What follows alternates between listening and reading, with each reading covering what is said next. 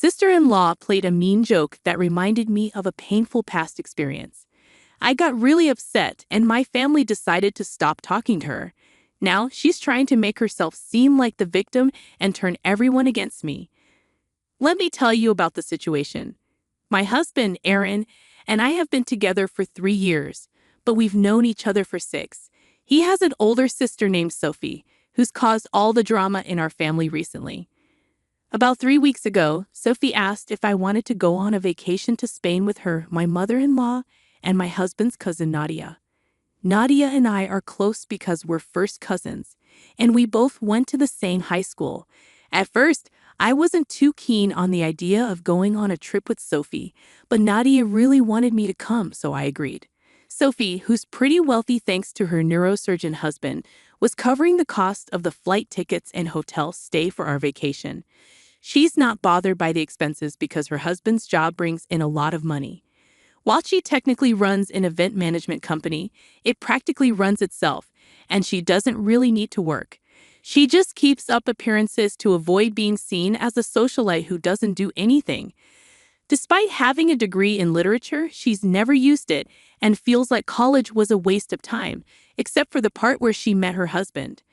Aaron mentioned that Sophie has always been spoiled by her parents, getting whatever she wanted since childhood. This attitude has carried into adulthood, with her thinking she can manipulate people with sulking and the silent treatment. Her husband and parents encourage this behavior, but Aaron, Nadia, and I don't tolerate it. While I've never been a fan of Sophie, I've tolerated her for the sake of family since she's never been directly mean to me. So I agreed to go on the trip with Sophie. And finally, 3 days ago, we were getting ready to leave. Since the airport was quite far from my house, I left early and ended up arriving about half an hour before our scheduled departure. With time to spare, I decided to pass the time by scrolling through my phone. Unfortunately, that morning my phone's vibration motor had stopped working, so I wasn't getting notifications like usual. I didn't have time to fix it before leaving, planning to address the issue once I got back from the holiday. Luckily, I happened to be on my phone when I received a message. It was from Sophie, who sent me a screenshot of a text conversation she had received from an unknown number. The message included an image and some text. Curious, I downloaded the image to see what it was about, as it seemed odd for Sophie to send me someone else's conversation. When I opened the image, I felt a chill run down my spine. It was a picture taken right outside my house, showing someone holding a pair of scissors in their left hand. Almost immediately, I received another message from the same unknown number. "Let your brother's wife know I'm back." Sophie explained that she had received this text a few minutes ago and was worried about Aaron's safety. Hearing this sent me into panic mode. You see, I have a past experience of being stalked, which was the most frightening time of my life during college. I had a stalker who would take pictures of me from behind and send them to me all day. He didn't message me directly but used fake social media accounts to communicate. He'd suggest meeting spots but never showed up. Despite being trained in jiu-jitsu and never going out unarmed, I felt extremely scared. This went on for 2 months, and I kept it to myself out of fear. When I tried to stop him, he threatened me, saying I'd be in trouble if I told anyone. He even sent me a similar picture from outside my parents' house, holding scissors, to intimidate me further. Terrified, I didn't confide in anyone and just hoped for safety during classes. After a few weeks, I only left my dorm for necessities, and eventually, I stopped going out altogether because of the constant pictures. It wasn't until my roommate noticed something was off and pushed me to tell her that I finally opened up. Together, we went to the police to report the situation. Within a few days, they made an arrest, and surprisingly, it turned out to be a senior from the computer engineering department. He had a history of making girls uncomfortable on campus. Unfortunately, he targeted me due to his interest, using his cyber safety expertise to gather information from my public social media accounts. He was also stalking another girl who hadn't spoken up for the same reasons I hadn't. Once caught, he was expelled from college, putting an end to his harassment. Though his parents took him back home after a few days, he left the country soon after. It's been years since then, and I had almost forgotten about him until that image brought back all the fear. Without hesitation, I called 911. I urgently called Sophie to come over to my house right away. But I forgot to mention that I had already called the police because my priority was warning Aaron. Quickly, I hailed a cab and started frantically calling my husband, knowing he was likely still asleep at 8 o'clock in the morning, especially on the weekend. Despite the challenge, he eventually answered on the third attempt, sounding groggy from just waking up. With no time to waste, I instructed him to grab something heavy for protection, lock himself in the bedroom, and barricade the door. Although he seemed confused at first, mentioning the picture made him understand, and he followed my directions. I stayed on the phone with him throughout the 45-minute cab ride home, even as the police arrived and searched the house. During this time, I didn't check my phone, and without the vibration feature, I didn't receive any reminders from notifications. When I arrived home, the police were wrapping up their inspection, finding no one suspicious nearby. I was in the midst of a full-blown panic attack, and it took several minutes and half a bottle of water to finally calm down. The officers mentioned that they had checked the phone number in their system, which only came back with the name Thea Wilson. While this wasn't my stalker's name, it was entirely possible that he used a fake name for his phone number. At that moment, I had completely forgotten about Sophie and my phone, as my main relief was knowing Aaron was safe. The police informed us that they had dispatched 2 officers to apprehend the sender, following leads from the cybercrime department. Aaron and I rushed to the nearest police station, where shortly after our arrival, Sophie was brought in by 2 officers, crying uncontrollably. I'm sure many of you have already figured out what happened. And unfortunately, it's exactly what you're thinking. For some reason, Sophie thought it would be amusing to prank me this morning before our trip. A few days ago, she met a friend of mine from college, and during their conversation about families, my past stalker came up. This incident had made me somewhat infamous around campus, and despite not enjoying the attention, it seemed to have stuck in people's minds. After learning about my stalker, Sophie decided it would be funny to prank me on the morning of our flight. She used a phone number she had obtained a few days ago under a fake name specifically for this purpose. She texted herself an image that she had taken a few days prior, right in front of our house, holding scissors with an outstretched arm. Looking back at the photo, I realized the hand didn't belong to a man at all. Sophie had gone as far as removing her nail polish, making it difficult for me to notice in the midst of my panic. Fear clouded my judgment, causing me to overlook key details that hinted it was all a prank. But in the end, the trauma from my college experience overshadowed everything. The thought of reliving it terrified me, especially when Aaron's safety was at stake. It wasn't a laughing matter. Our ordeal ended with an embarrassing trip to the police station, where Sophie received a warning. Aaron and I had wasted time and energy worrying about my stalker's return when there was nothing to fear. Leaving the station, I was seething with anger.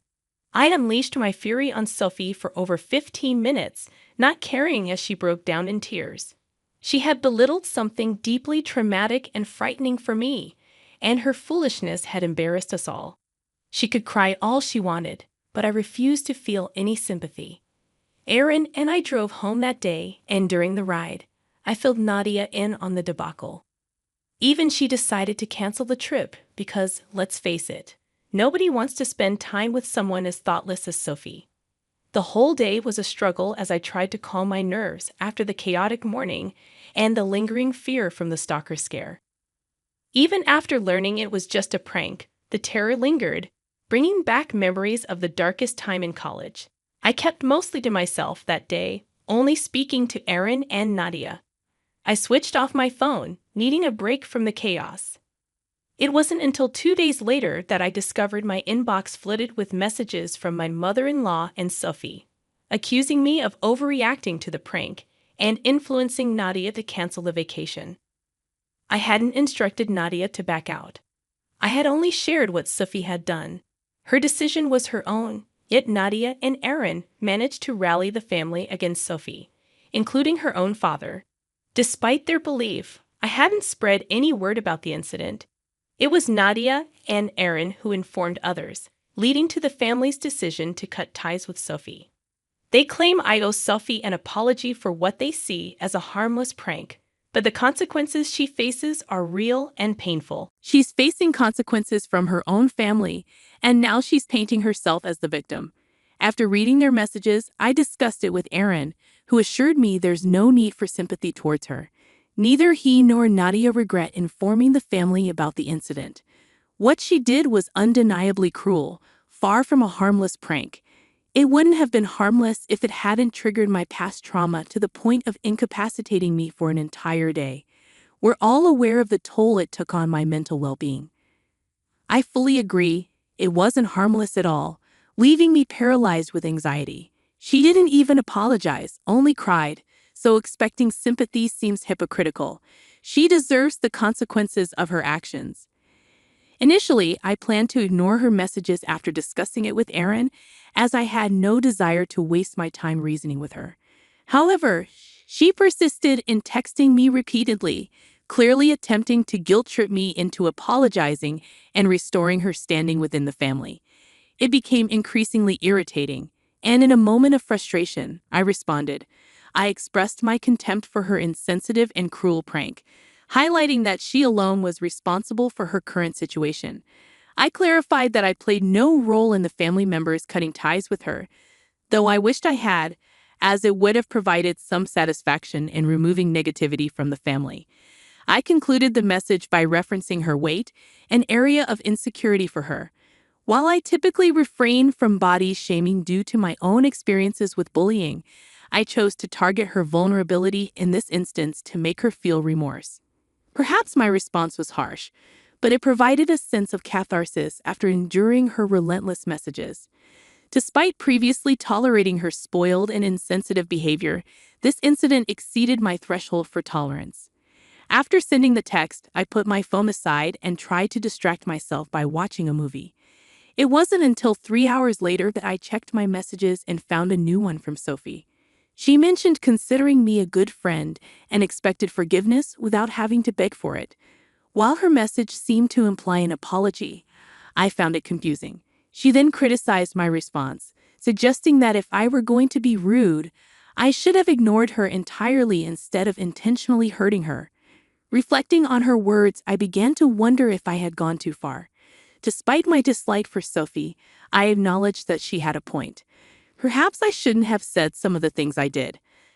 However, her refusal to take responsibility for her actions and her attempts to shift the blame onto me only fueled my anger. I regretted stooping to shaming her for her weight, knowing firsthand how hurtful that could be.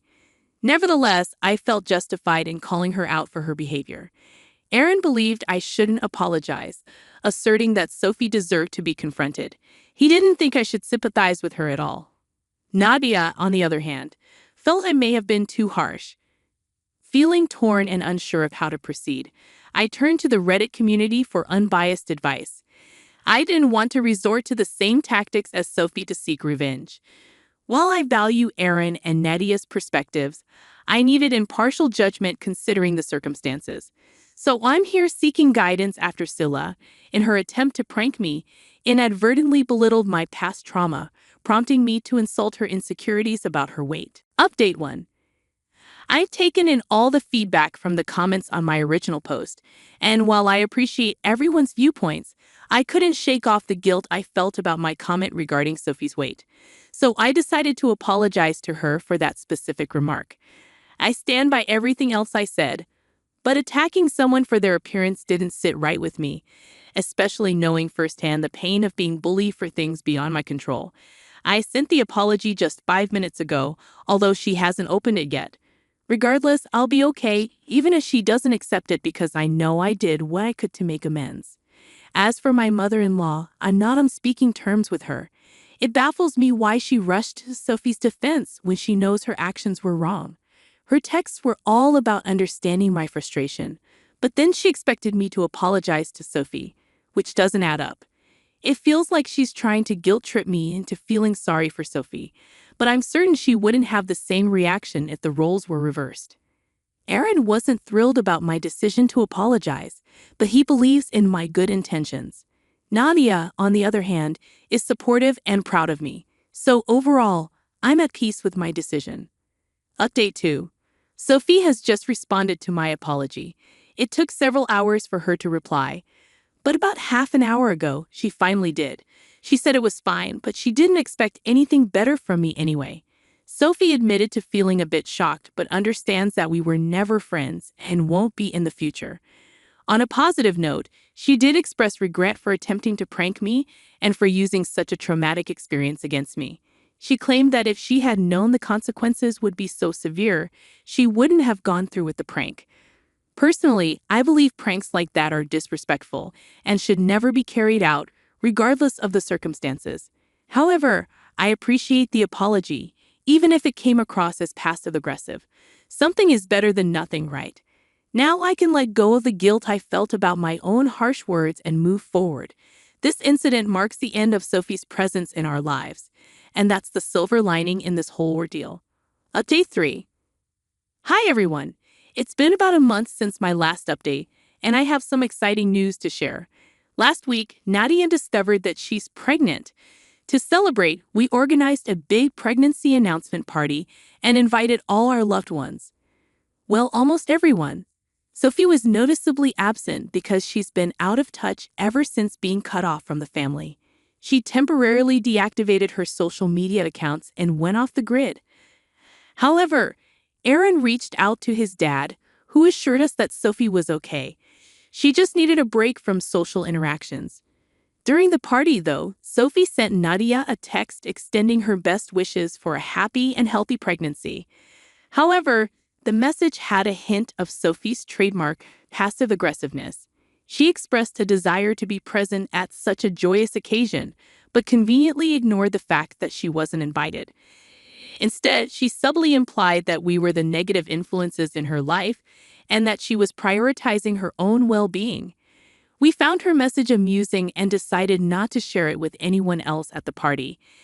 It's absurd how desperately she wanted to be included but refused to apologize for her actions. Despite hoping that her social media hiatus would lead to personal growth, it seems Sophie remains unchanged. Oh well, at least her message provided us with some entertainment. The rain hammered against the windows like it was trying to warn me of something. I'd been at the gallery late, finalizing details for my upcoming exhibition, completely lost in the familiar comfort of work. Now, standing in the entryway of my own home, something felt wrong. I noticed them immediately. A pair of heels I didn't recognize, carelessly kicked off by the staircase. Small, expensive, not mine.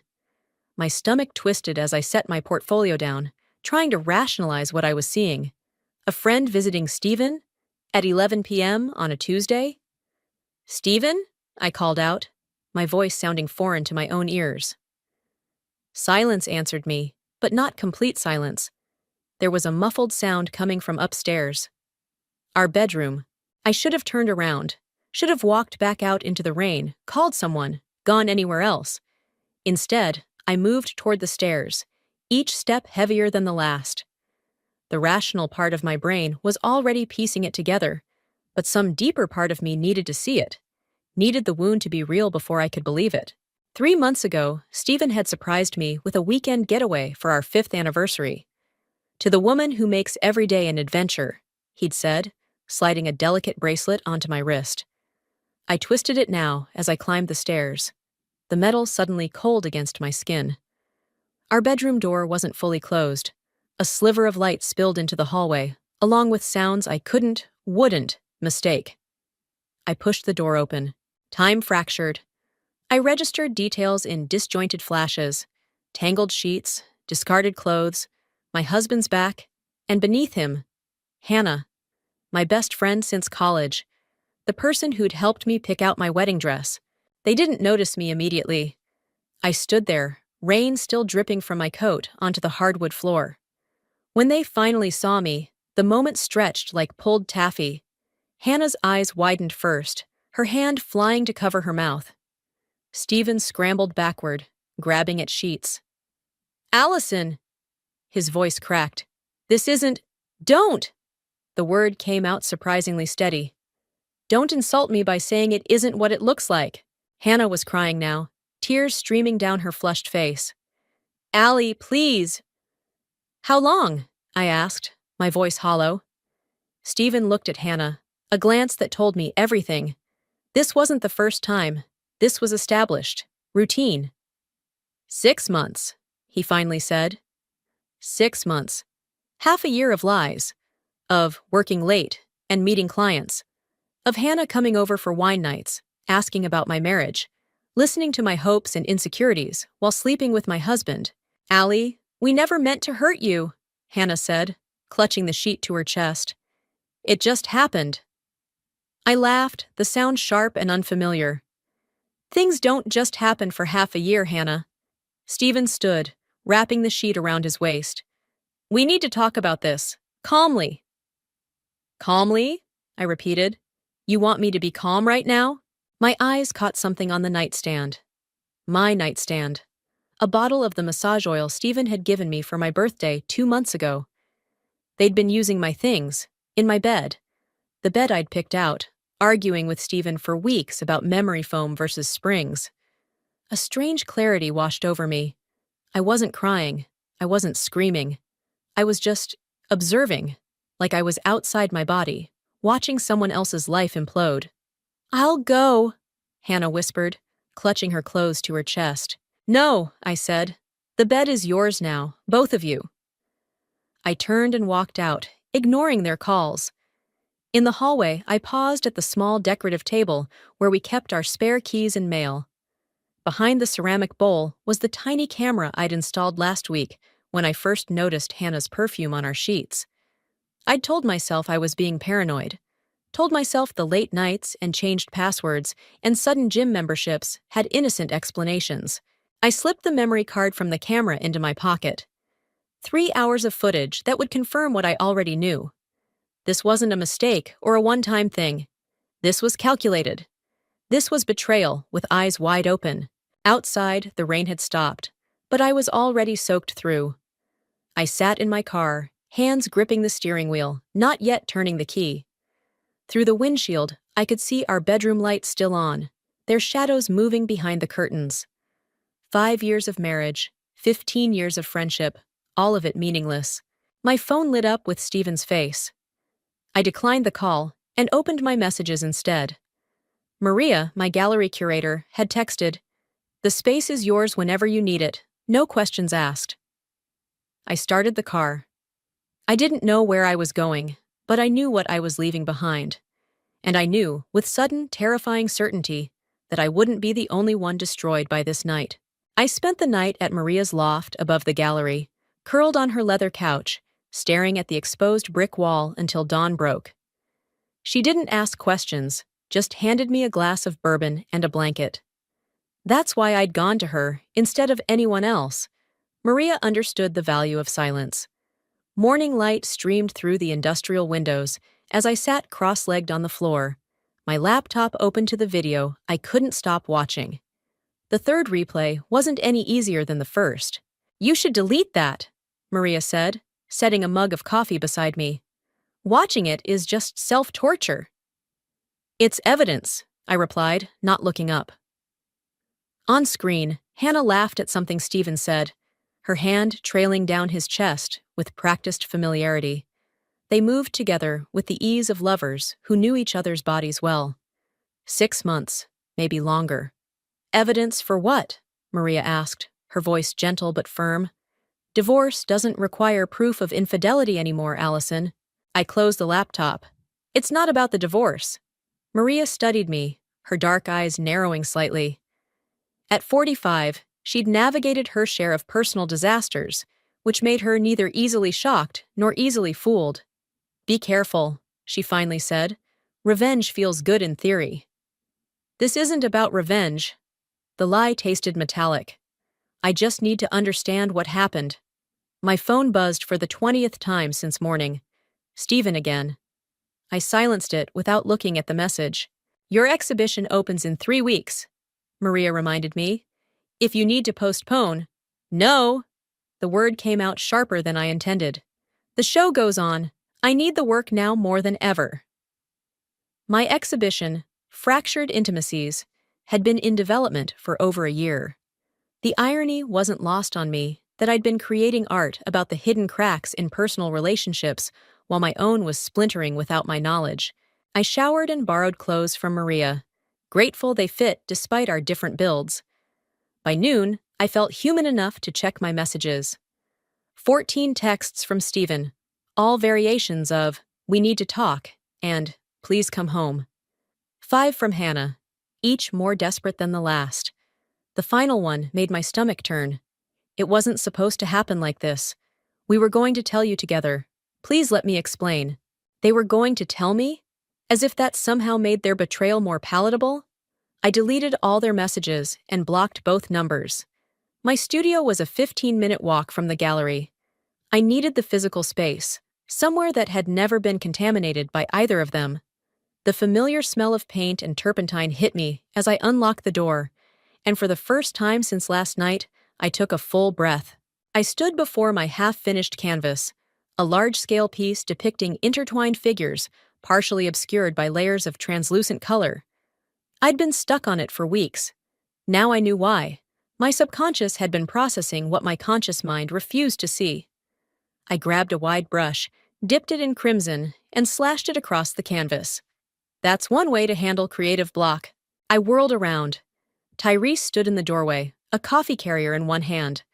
A fellow artist with studio space down the hall, he'd become a friend over the past year, though I'd kept him at the careful distance I maintained with most people. "Sorry," he said, stepping inside. Door was ajar, brought caffeine as a peace offering. I accepted the cup, grateful for the distraction. "Thanks. That looks cathartic." He nodded toward my canvas. "My husband is sleeping with my best friend," I said flatly. "Has been for months." Tyrese didn't offer platitudes or awkward sympathy. He just nodded and said, "That explains the murder scene you're creating?" A laugh escaped me, sharp and unexpected. "I'm considering actual murder as Plan B." "What's Plan A?" I stared at the ruined canvas. "I haven't decided yet." My phone rang, an unknown number. I almost ignored it until I realized it might be Stephen or Hannah calling from another phone. I answered with a curt, "Hello? Mrs. Webb, this is Janine from First National Bank. We've detected unusual activity on your joint accounts and credit cards. Multiple large withdrawals and transfers over the past 24 hours. The room tilted. "How much?" "The checking account has been emptied. $42,000. And there's a pending wire transfer from your investment account for $175 is scheduled for tomorrow morning." I gripped the edge of my work table. "Block everything, right now." After ending the call, I looked up to find Therese watching me with concern. "They're taking my money," I said, my voice eerily calm. "All of it." "Your husband?" "Aunt and Hannah." The pieces clicked into place. They weren't just having an affair. They were planning to leave, together, with everything I have. I opened my laptop and logged into my email. There it was, a message from Stephen sent at 3 a.m. "We need to talk about separating our finances. This doesn't have to get ugly." Too late. Tyrese set his coffee down. "What do you need?" I looked up at him, something cold and determined settling in my chest. "Do you still have that friend who works in cybersecurity?" "Allison." "They're trying to destroy me, Tyrese, and they've been planning it for months." I pulled up the bank statement, showing withdrawal after withdrawal, each one a deliberate act of theft. "I'm not going to let them." The grief that had numbed me since last night crystallized into something harder, sharper. I want everything they took from me, and then I want them to lose everything they have. The espresso machine hissed and sputtered, filling Tyrese's kitchen with the rich aroma of coffee. 3 days had passed since I discovered Stephen and Hannah's betrayal, and I hadn't slept more than a few hours at a stretch. My body felt wired, running on caffeine and rage. "You look like hell," Tyrese said, sliding a mug across the counter. "Thanks. I'm going for a specific aesthetic." I took a sip, letting the bitter heat ground me. "Did your friend call?" Tyrese nodded. "Javier can meet us this afternoon."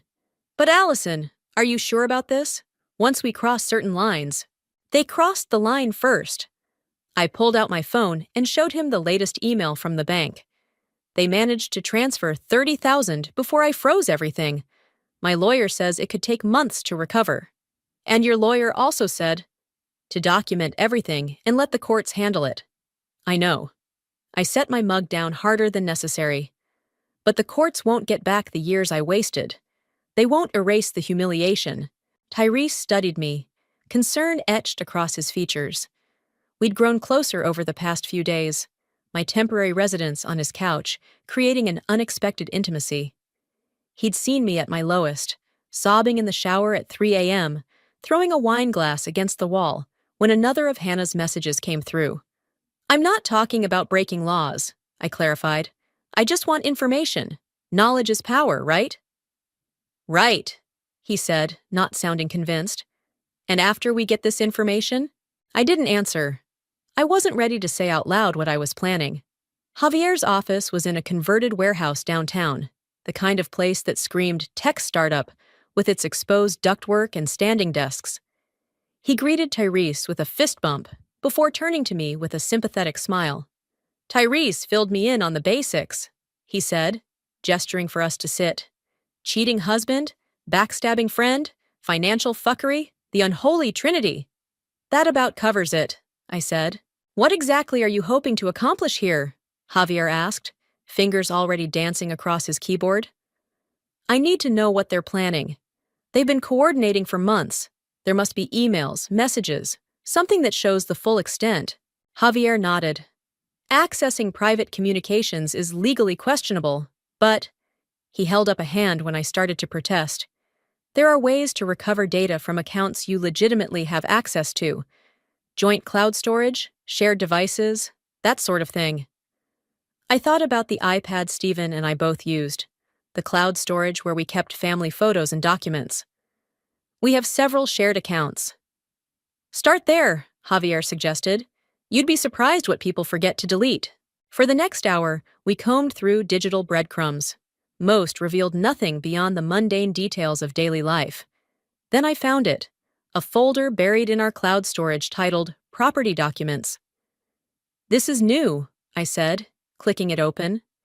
Inside were photos of a beachfront property in Costa Rica, along with mortgage pre-approval paperwork dated 3 months ago.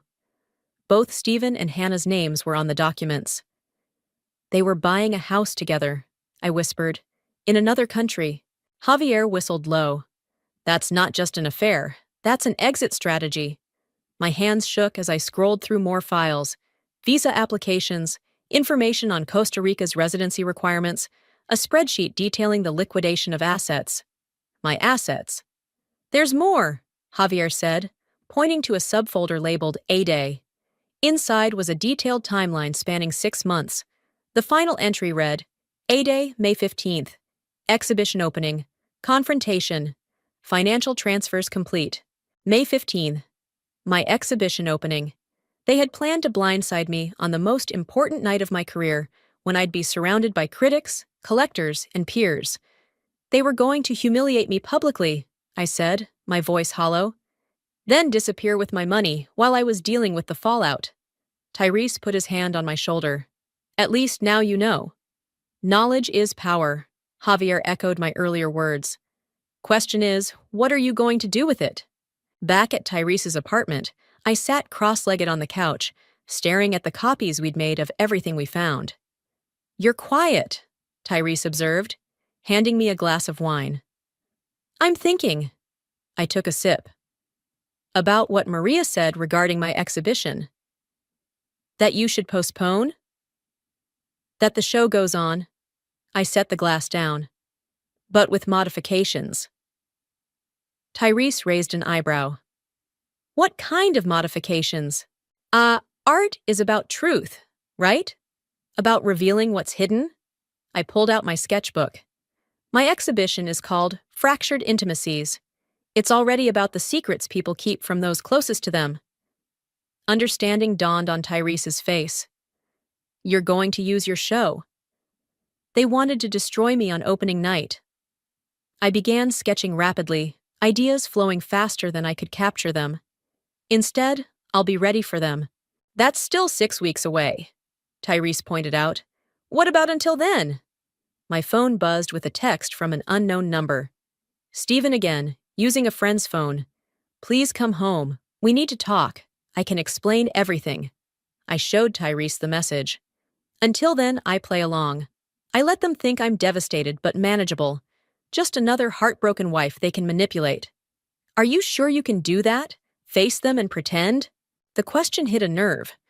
Could I look into the eyes of the two people who had systematically betrayed me and not reveal what I knew? The thought made my stomach turn. I have to, I said, more to convince myself than him. Their plan only works if I react exactly how they expect me to. So I'll give them what they want. A wounded, emotional target, while I prepare something they'll never see coming. Tyrese studied me for a long moment. You know, when we first met, I thought you were this reserved, cautious person. I'm starting to think that was just another canvas you were hiding behind. I looked down at my sketch, a gallery installation taking shape, one that would expose every lie, every betrayal, every secret plan. Maybe we're all hiding something. The difference is, I'm about to put it all on display. I stared at my reflection in the cracked bathroom mirror of my studio. The fissure ran diagonally across the glass, splitting my face into mismatched halves. Fitting. I barely recognized myself anymore. You can still back out, I whispered to my reflection. In an hour, I'd be sitting across from Stephen at the upscale restaurant he'd suggested for our talk. After a week of dodging his calls, I'd finally agreed to meet. Part of my plan, I told myself. Reconnaissance. My phone buzzed with a text from Therese. Remember, information gathering only. Don't show your hand. I applied another coat of mascara, deliberately making myself look more put together than I felt. Stephen always underestimated me when I looked polished, as if external composure meant internal weakness. Tonight, I'd use that assumption against him. The restaurant was Stephen's kind of place, expensive enough to impress, with lighting dim enough to hide sins. He stood when he saw me, his face a careful mask of contrition. I'd seen that expression before, after smaller betrayals, forgotten anniversaries, canceled plans, harmless flirtations. Never had it covered something of this magnitude. Allison, he said, reaching for my hands across the table. I let him take them, fighting the urge to recoil. Thank you for coming. You didn't leave me much choice. I kept my voice neutral. 27 calls and texts tends to wear a person down. He winced. I know I've been pushy. I needed to explain. Explain what exactly? The affair or the money you stole? It wasn't stealing, he said quickly. Those are our joint accounts. Were our joint accounts. Everything's frozen now. Anger flashed across his face before he controlled it. That's extreme, don't you think? We should be able to discuss this like adults. Like the adults who were planning to empty my accounts on the night of my exhibition? I hadn't meant to reveal I knew about their timeline. A tactical error. Stephen's eyes narrowed slightly. Who have you been talking to? The bank, Stephen. They called me about unusual activity. I took a sip of water, buying time to recalibrate. Where's Hannah tonight? I'm surprised you two aren't joined at the hip. This isn't about Hannah. Isn't it? You've been sleeping with my best friend for months, planning a future with her. That makes it very much about Hannah. The waiter approached, and Stephen ordered wine without consulting me, always making decisions on my behalf. I used to find it charming. Now I recognized it as control. I never meant to hurt you, he said after the waiter left. Things with Hannah, they just happened. Things don't just happen for 6 months, Stephen. They're planned, maintained, chosen repeatedly. He leaned forward, voice dropping. Our marriage was already in trouble, Allison. You know that.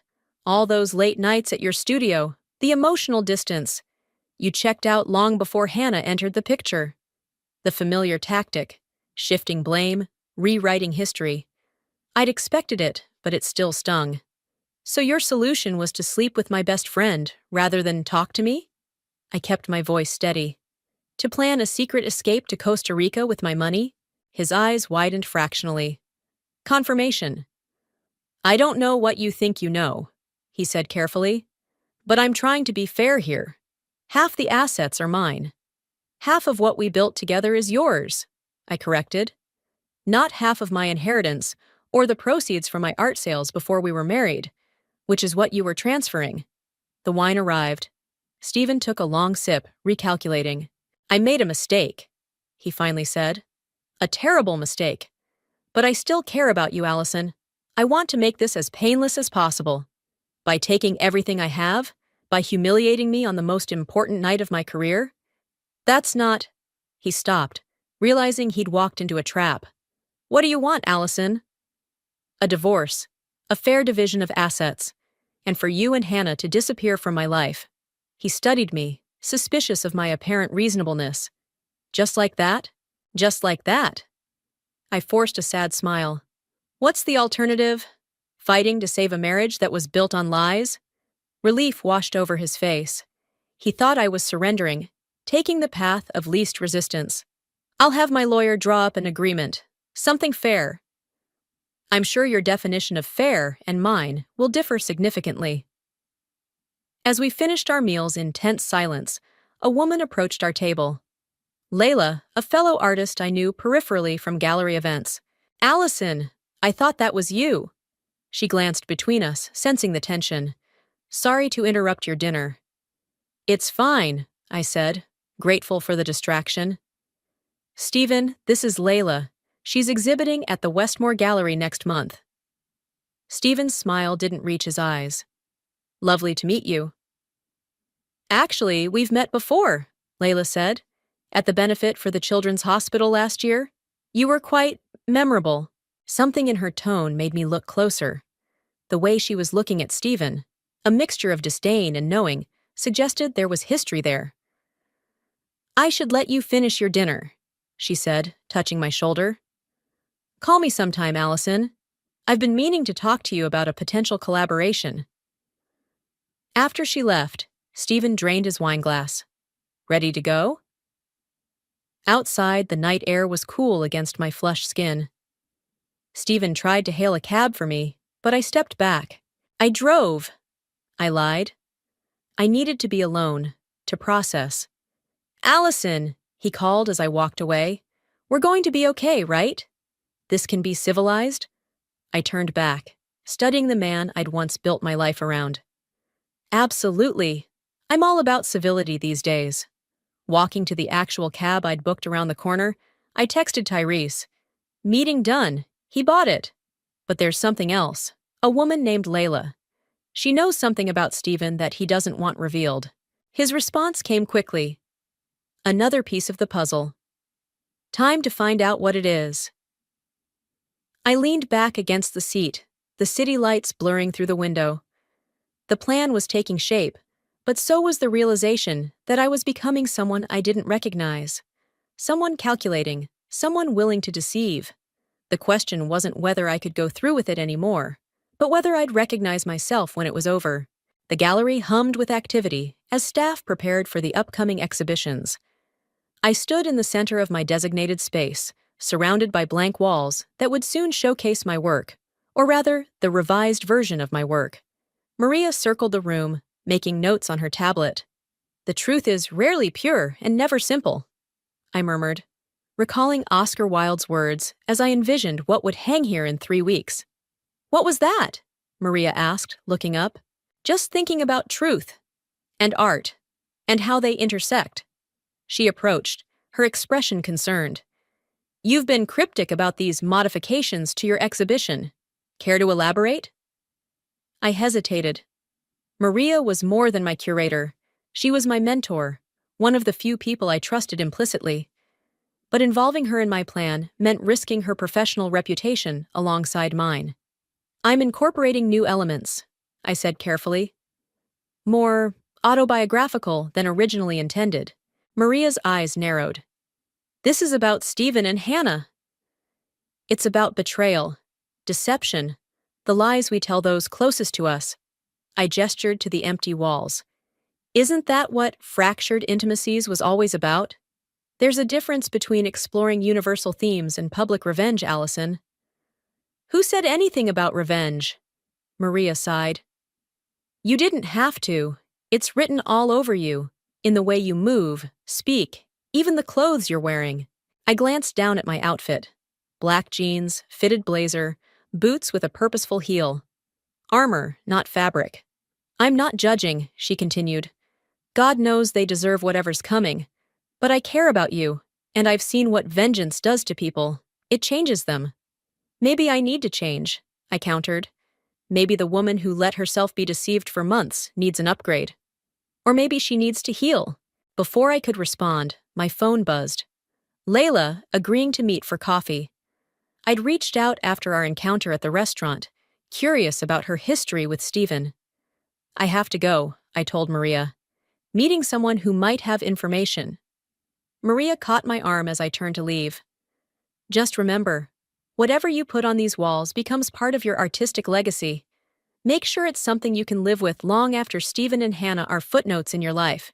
Her words followed me out of the gallery, unwelcome companions to my determination. The coffee shop was tucked away on a side street, the kind of place that attracted artists and writers seeking both caffeine and anonymity. Layla waved from a corner table, her vibrant scarf a splash of color in the muted space. I was surprised to hear from you, she said as I sat down, especially after that awkward dinner interruption. Nah, actually, that's why I wanted to talk. I wrapped my hands around my mug, anchoring myself. You seem to know Stephen, beyond a casual introduction. Layla's expression shifted, caution replacing warmth. We've met. There was something in the way you looked at him, like you knew something. She studied me for a long moment. Why are you asking, Allison? What's really going on? I hadn't planned to reveal much, but something in her directness compelled honesty. Stephen and my best friend Hannah have been having an affair. They were planning to leave together, after emptying my accounts. Layla didn't look surprised. And now you're what? Gathering ammunition? Information, I corrected. I'm trying to understand the full picture. She laughed, a short, bitter sound. The full picture is that your husband is a predator who targets women in vulnerable positions. My stomach tightened. What do you mean? 2 years ago, I was going through a divorce. Stephen was handling some legal work for the gallery where I was exhibiting. She twisted her ring, a nervous gesture. He was charming, attentive. Made me feel seen during the worst period of my life. You had an affair, I stated, the words flat. I thought it was the beginning of something real. He talked about leaving his wife. You said you didn't understand him. She met my eyes directly. Then I discovered he was doing the same thing with another artist, and probably others. The coffee turned bitter in my mouth. Why didn't you tell me? I tried. I came to one of your openings last year, but he intercepted me, threatened to ruin my career if I spoke to you. She shook her head. The art world is small, and he has connections. I couldn't risk it. I thought about the timeline I discovered, the meticulous planning. This is a pattern for him. It's more than a pattern. It's a strategy. He finds women at transition points in their lives and exploits their vulnerability. Layla leaned forward. Hannah isn't the first. She won't be the last. Unless someone stops him. Something in my tone made Layla study me more carefully. What are you planning, Allison? An exhibition, I said simply. About truth. She hesitated, then pulled out her phone. I have something you should see. Emails, messages. I kept everything. Why would you show me this now? Because I recognized that look in your eyes at the restaurant. I've worn it myself. She slid her phone across the table. Just be careful. Men like Stephen don't lose gracefully. Tyrese's apartment was empty when I returned, my mind reeling from what Layla had shared. I spread my sketches across his coffee table, adding new elements based on this fresh information. The exhibition was evolving into something more complex, more damning than I'd initially planned. My phone rang. Hannah. After 2 weeks of ignored calls, I answered. Allison, please don't hang up, she rushed. I know you met with Steven. He said you're being reasonable about everything. Did he? I kept my voice neutral, remembering my role, the wounded but manageable ex. I never wanted to hurt you. Her voice cracked. You have to believe that. What did you want, Hannah? My husband? My money? My life? It wasn't like that. We fell in love. While planning to steal from me, I couldn't keep the edge from my voice. That's not love. That's conspiracy. Silence stretched between us. Steven said you agreed to a civilized divorce. I did, but civilized doesn't mean I'll let you take what's mine. The exhibition, she said suddenly. You're still going forward with it? The question confirmed my suspicions. They were still planning something for opening night. Of course. Why wouldn't I? No reason. I just thought, with everything happening, you might postpone. Art doesn't wait for convenient timing, Hannah. I infused my voice with false vulnerability. Actually, the work has been therapeutic, helping me process everything. I heard the front door open, Tyrese returning. I have to go. Allison, wait. I ended the call as Tyrese entered, his expression grave. What's wrong? I asked. I did some digging into Steven's recent activities, he said, setting his laptop on the table. He's accelerated the timeline. The Costa Rica property closes next week, not next month. They're moving up their plans, I realized. But why? There's more. He opened his computer, showing me a legal document. He's filed for an emergency hearing to unfreeze the accounts. Claims you're being vindictive and irrational. Cold fury washed over me. They're not waiting for the exhibition. They're going to try to clean me out before then. What do we do? I looked at my sketches, at the exhibition plans that suddenly seemed too slow, too measured for what we were facing. We move faster, I said, reaching for my phone. And we hit harder. The dim light of Tyrese's basement cast long shadows as I spread the evidence across the concrete floor. Printed emails, bank statements, photos, and testimonials from Layla and 2 other women Steven had manipulated.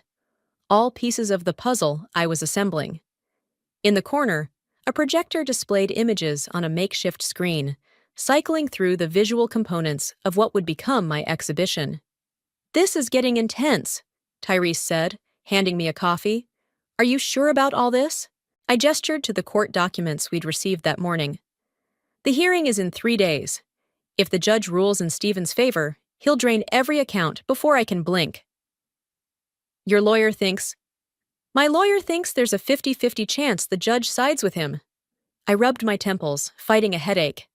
Steven is very convincing. You've seen how he operates. The projector flashed to an image of Steven and Hannah at a restaurant, his hand possessively on her thigh.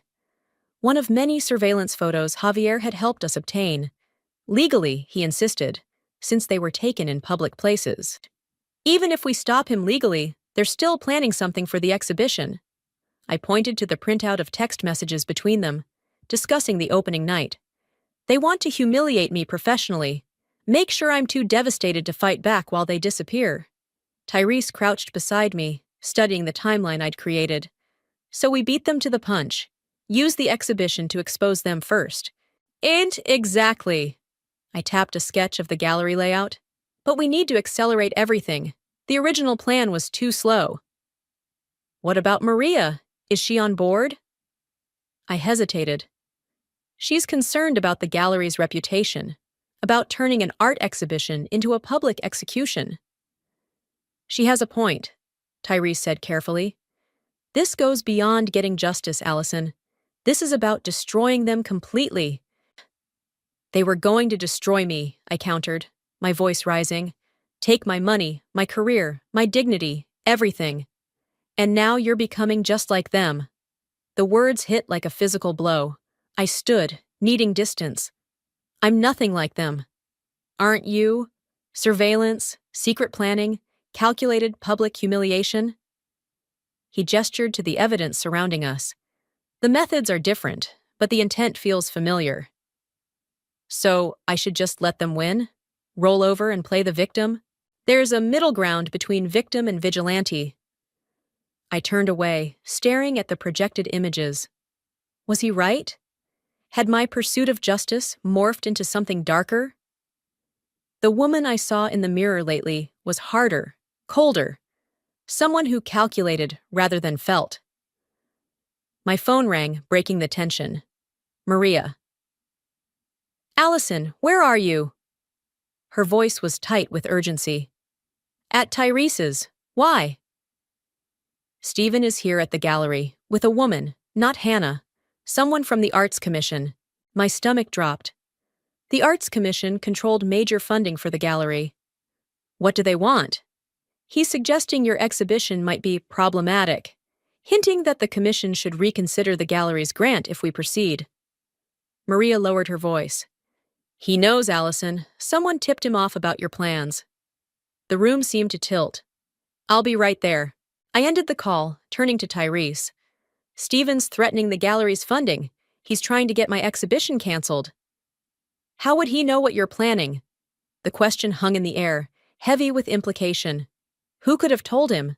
The circle of people who knew the details was small. Tyrese, Maria, Javier, Layla. I need to get to the gallery, now. I arrived to find Maria alone in her office, face drawn with tension. They just left, she said. It was worse than I thought. What happened? Stephen brought Diane Reeves from the Arts Commission, casually mentioned concerns about your increasingly erratic behavior following your separation. Maria's expression hardened. Suggested your exhibition might include defamatory content that could expose the gallery to legal liability. He's trying to shut me down. And it might work.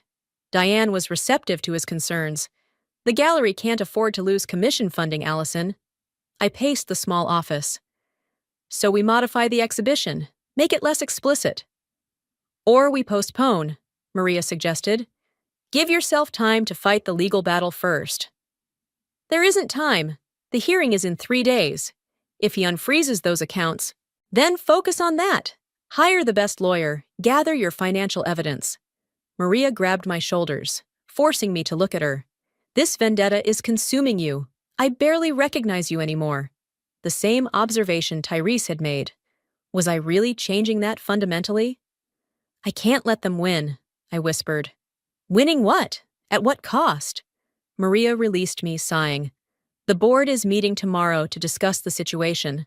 I've defended you, but I'm not sure it's enough. My phone buzzed with a text from an unknown number. We should talk. I know what Stephen is planning. Meet me at Riverside Park, North Entrance, 7 p.m. Come alone. L. Layla? But why the secrecy, the new number? I need to go, I told Maria. But this isn't over.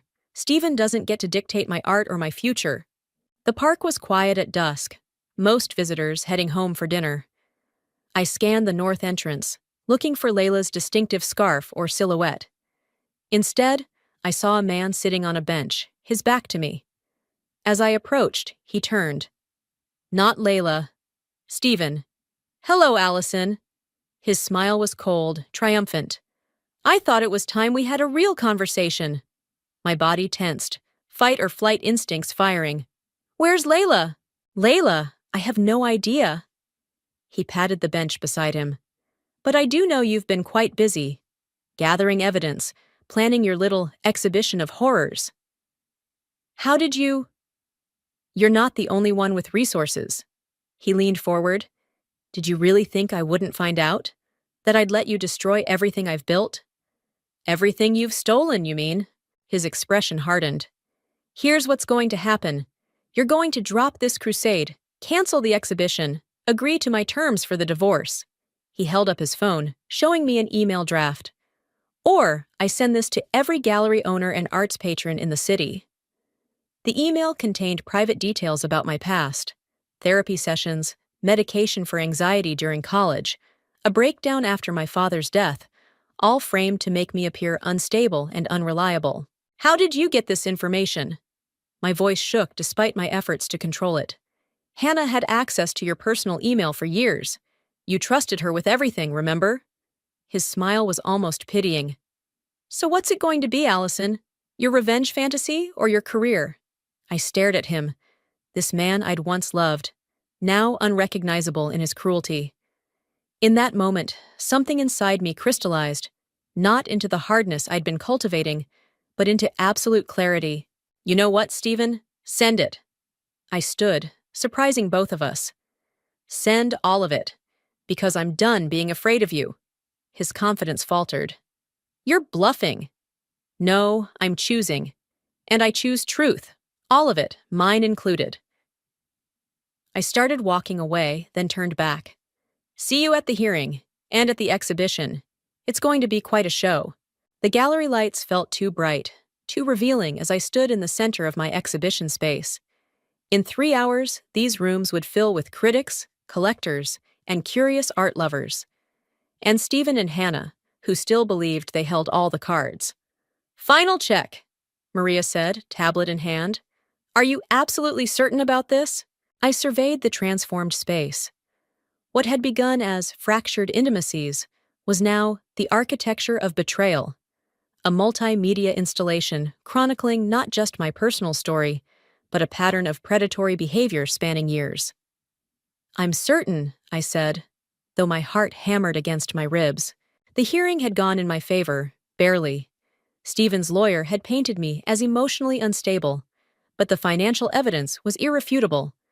The judge had maintained the freeze on our accounts, pending a full divorce settlement. Stephen had left the courtroom barely containing his rage, Hannah trailing behind him like a shadow. The press release went out an hour ago, Maria continued. We've already had calls from 3 major art publications. I nodded, moving toward the central installation. A series of transparent screens hung from the ceiling, each displaying fragments of text messages, emails, and photographs. Visitors would walk through them, experiencing the gradual revelation of deception from multiple perspectives. Beyond that, video testimonials from Layla and the other women played on a loop, their stories eerily similar. Is the security team briefed? I asked. 2 at each entrance, plus plainclothes throughout the gallery. Maria squeezed my shoulder. I still think you should have told Stephen exactly what was coming. The element of surprise feels cruel, I supplied. Dangerous. Cornered animals lash out. I turned to face her. I gave him a chance to walk away. He chose this. The week since our confrontation in the park had been a blur of preparation. Stephen had followed through on his threat, sending his email about my mental health history to several gallery contacts. But instead of hiding, I'd incorporated it into the exhibition, a wall dedicated to the weaponization of vulnerability, featuring his email alongside my therapy journals. I should get ready, I said, checking the time. The preview for Select Press starts in an hour. Maria nodded. I'll do a final walkthrough with security. Alone in the small office I'd been using, I changed into the outfit I'd chosen carefully, a structured black dress that felt like armor, red heels that added height and confidence. As I applied lipstick, my hand trembled slightly. A text from Therese. Just arrived. Everything looks powerful. You ready for this? I wasn't sure how to answer. The woman in the mirror looked ready, composed, determined. But beneath the surface, doubt churned. Was this justice or vengeance? Art or attack? The line had blurred weeks ago. Another text. This one from Layla. Standing with you tonight. We all are. That steadied me. This wasn't just about my pain anymore. It was about breaking a pattern, exposing a predator who had hurt multiple women. Stephen's behavior with me wasn't an isolated incident. It was his modus operandi. I texted Tyrese back. Ready as I'll ever be. See you soon. The gallery hummed with voices and movement. The preview had gone well. Too well, perhaps. Word had spread quickly about the exhibition's controversial nature, drawing an even larger crowd than anticipated. I circulated through the rooms, watching reactions, answering questions from critics who alternated between admiration for my boldness and concern about the ethics of such public exposure. It's extraordinary, a collector told me, gesturing to the installation. Brutal, but necessary. I smiled, scanning the crowd for the faces I was waiting for. Stephen and Hannah hadn't arrived yet, but they would. The exhibition was too direct a challenge for them to ignore. Tyrese appeared at my side, handing me a glass of water. "How are you holding up?" "Surprisingly calm," I admitted, like I'm watching someone else's life unfold. "That's the adrenaline. The crash comes later." He nodded toward the entrance. "Heads up, they're here." I turned to see Stephen and Hannah entering, his hand possessively at the small of her back. They paused just inside the doorway, taking in the title projected on the wall. The Architecture of Betrayal, a study in calculated deception. Stephen's expression shifted from curiosity to dawning comprehension as he registered the nature of the exhibition.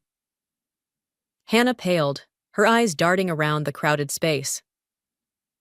"Should we go over?" Tyrese asked. "No," I said. "Let them come to me." I watched as they moved through the first installation, the transparent screens displaying their own words, their own plans. Stephen's pace quickened, his body language increasingly tense as he realized the extent of what I'd created. Hannah stopped completely at one point, staring at a screen showing her text messages to him about me. She suspects nothing, too wrapped up in her art to notice what's happening right under her nose. When they reached the video testimonials, Stephen grabbed Hannah's arm, clearly intending to leave. But it was too late. They'd been recognized. A critic I'd spoken with earlier approached them, recorder in hand. "Mr. Webb, your wife's exhibition is quite revealing. Care to comment on the allegations made by these women?" Stephen's face contorted with fury as he searched the room, finding me across the crowd. Our eyes locked. In that moment, I felt neither triumph nor satisfaction, only a strange, hollow relief. The truth was out. Whatever happened next, the lies were exposed. He started toward me, pushing through the crowd. Hannah remained frozen by the videos, tears streaming down her face as she watched Layla describe how Stephen had targeted her during her divorce. "You had no right!" Stephen hissed when he reached me, voice low but vibrating with rage. "This is defamation. I'll sue you, the gallery, everyone involved." "Everything here is documented," I replied calmly. "Every text, every email, every bank transfer. Truth is an absolute defense against defamation, Stephen." "You've destroyed my reputation." "You did that yourself. I just created the exhibition." His eyes narrowed. "This won't bring you peace, Allison. You've become exactly what you claim to hate. Manipulative, calculating, cruel." The words hit their mark, echoing my own doubts. Had I become like him in my pursuit of justice? Before I could respond, a flash of movement caught my attention. Hannah, rushing toward us, her composed facade completely shattered. "How could you do this?" she demanded, voice breaking. "We were friends, best friends." "That's exactly why I had to do it," I said, suddenly tired. "Because friendship should mean something. Because trust matters." Around us, the crowd had grown silent, watching the drama unfold, the very public reckoning I'd orchestrated. "You've ruined everything," Hannah whispered. "No," I corrected her gently. "I just revealed it." Stephen grabbed her arm. "We're leaving. This pathetic spectacle isn't worth our time." As they turned to go, Maria stepped forward, blocking their path. "Actually, there are some people who'd like to speak with you, Mr. Webb." She gestured to two men in suits standing by the entrance. "Detectives investigating financial fraud. Something about wire transfers to Costa Rica?" Stephen's face drained of color. The final piece of my exhibition, the one I hadn't displayed publicly. Financial records I'd provided to authorities showing not just his attempt to steal from me, but similar patterns with other women, including Layla. As the detectives approached, the reality of what I'd done hit me fully. This wasn't just art. This wasn't just revenge. This was justice. Messy, imperfect, but real. I watched as Stephen was led away. Hannah left, standing alone in the center of my creation. In her face, I saw the same devastation I'd felt that rainy night when my world collapsed. The symmetry should have felt satisfying. Instead, I turned away, toward the future I would now create on my own terms. Morning light filtered through the gallery windows, illuminating the empty space where my exhibition had stood. 3 days had passed since the opening night, since Stephen had been led away by detectives, since Hannah had crumbled before my eyes. The installation had been scheduled to run for a month, but I'd made the decision to dismantle it early. "You're sure about this?" Maria asked, watching as I carefully removed the last of the transparent screens. "I've said what I needed to say," I replied, wrapping the delicate material in protective cloth. "Keeping it up feels like picking at a wound." The exhibition had become the talk of the art world overnight. Critics called it revolutionary, a searing indictment of betrayal, and uncomfortably voyeuristic. Attendance had broken gallery records. Collectors had offered obscene amounts for pieces of the installation. I'd turned them all down. "The art served its purpose," I explained to Maria as we boxed up the video equipment. "It was never meant to be permanent." "What will you do with it all?" I considered the question. "Archive most of it. Donate the proceeds from any sales to organizations supporting victims of financial abuse." Maria nodded, understanding what I wasn't saying. I needed to move on. The exhibition had been cathartic, necessary, but it wasn't the entirety of who I was or wanted to be. My phone buzzed with a text from Therese. "Coffee later?" "Have news about S." Stephen had been released on bail the day after the exhibition opened, facing charges of wire fraud and financial exploitation. His lawyer had immediately filed a countersuit against me for invasion of privacy and defamation. The legal battle ahead would be messy, prolonged. Strangely, I felt prepared for it. Not eager, not vengeful, just ready. "You have that look," Maria observed, interrupting my thoughts. "What look?" "The one you get when you're planning your next move." She smiled slightly. "It's good to see it again. For a while there, you were all reaction, no creation." Her words struck me. She was right. For weeks, I'd been responding to Stephen and Hannah's betrayal, defining myself in opposition to their actions, rather than by my own vision. "I'm thinking about a new series," I admitted. "Something about reconstruction. The architecture of rebuilding after destruction." I'd like to see that," Maria said. "When you're ready." As we finished packing, the gallery door opened. Hannah stood in the entrance, looking smaller than I remembered, her usual polished appearance dulled by exhaustion. Maria glanced between us. "I'll give you two a minute." When we were alone, Hannah approached cautiously, as if expecting me to lash out. "I heard you were taking down the exhibition." News travels fast. The art world runs on gossip. A ghost of her old smile flickered across her face. "No one's talking about anything else." I continued wrapping a piece of equipment, not making it easy for her. "Why are you here, Hannah?" She took a deep breath. "To tell you Stephen lied about everything. Not just to you, to me too." She twisted her hands together. "He never intended to take me to Costa Rica. He'd already started seeing someone else. The property was in his name only." I paused, absorbing this. "So you were just another mark. Like all the others." Her voice cracked. "I deserved the public humiliation, but I needed you to know I've given a statement to the detectives. About the financial fraud, about everything." I studied her. This woman I'd once trusted with every secret, every insecurity. The betrayal still ached, but the white-hot rage had cooled into something more complex. "Why tell me this?" "Because you deserved better," she said simply. "From both of us. And because I thought, maybe someday." "We won't be friends again," I said, the words coming out gentler than I'd intended. "Some things can't be rebuilt." She nodded, eyes bright with tears. "I know. I just wanted to say I'm sorry. And that your art was brilliant, even when it was destroying me." After she left, I sat alone in the empty gallery space, surrounded by the boxed remains of my exhibition. My phone buzzed again. Tyrese, checking if I was still meeting him. I texted back. "On my way." Outside, the spring air felt cleansing. I walked the 6 blocks to the coffee shop, using the time to process Hannah's revelation. Stephen had betrayed us both. Differently, but completely. The knowledge didn't erase what she'd done, but it shifted something inside me. loosening a knot I hadn't realized was still tight. Therese was waiting at an outdoor table, 2 coffees already in place. "You okay? You look intense." "Hannah came to see me," I said, sliding into the chair across from him. "Apparently Stephen was playing us both. Are you surprised?" "No," I admitted. I don't know, processing." "Well, this might help with the processing." He slid a folder across the table. "Javier found something interesting in Stephen's cloud storage. Turns out our boy has been running the same con for years. Different women, same pattern."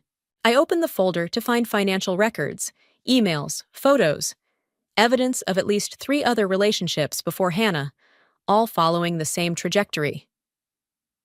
"He's looking at serious prison time," Therese continued. "The DA is building a case for a pattern of financial exploitation." I closed the folder, suddenly weary of evidence and revelations. I don't want to be part of this anymore.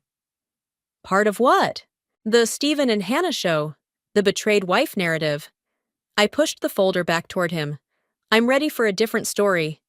Therese studied me for a moment. "What kind of story?" "I'm not sure yet, but I want to create it, not just react to what's been done to me." I took a sip of coffee, the warmth spreading through my chest. The exhibition was necessary. It was even healing in its way, but it was also a response to pain. And now I want to make art that comes from somewhere else, something that builds rather than exposes. Therese smiled, a genuine warmth in his eyes I'd come to value over these difficult weeks. "I'd like to see that." "You will," I promised. "I'm thinking about a collaborative project, actually. Something about unexpected connections." His eyebrows raised slightly. "Is that an invitation?" "It might be." I returned his smile, feeling a lightness I hadn't experienced in months. "I'm still figuring out the details." As we talked, sketching ideas on coffee shop napkins, I realized something fundamental had shifted. The woman who had discovered her husband's betrayal that rainy night felt like a different person, not because the pain had disappeared, but because it no longer defined me. Stephen and Hannah had tried to reduce me to a victim, a footnote in their story. My exhibition had reclaimed the narrative, forced them to become characters in mine. But neither version was complete. I was neither the trusting wife who had been deceived, nor the avenging artist who had exposed them. I was something more complex, more interesting, a woman in the process of creating herself. The napkin between us filled with sketches and notes, possibilities taking shape. Whatever came next, the legal battles, the professional fallout, the personal rebuilding, I would face it on my terms, with my vision leading the way. "You know what the best revenge is?" I asked Therese as we gathered our things to leave. "Living well?" he suggested with a smirk. "No," I said, feeling the truth of it settle into my bones. Creating something new that could never have existed without the breaking. "I need your space, Mom. It's time you figured out your next steps. Elsewhere." Juno's words hit me like a freight train. Standing in the doorway of my own home, I was confronted with a reality I had never anticipated. My daughter, my own flesh and blood, demanding I leave my home for her convenience. "Juno, this is my home," I managed, my voice steady despite the turmoil inside. "It's just, with the baby coming, I need more space, and you have your studio, right? Can't you just find somewhere else for a bit?" Juno's tone softened, but her eyes were unyielding, a mirror of her father's stubbornness. Graham, leaning against the kitchen counter with a cup of coffee in hand, finally spoke up. "Eloise, maybe it's not such a bad idea. A change of scenery could do you good. We need to think about what's best for Juno right now." I looked between them, my family, sensing the divide that had grown over the years.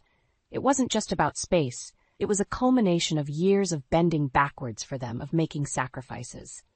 My transition to freelance work wasn't just a career choice. It was a necessity to keep our lives afloat while Graham struggled with his career and to provide for Juno's ambitions.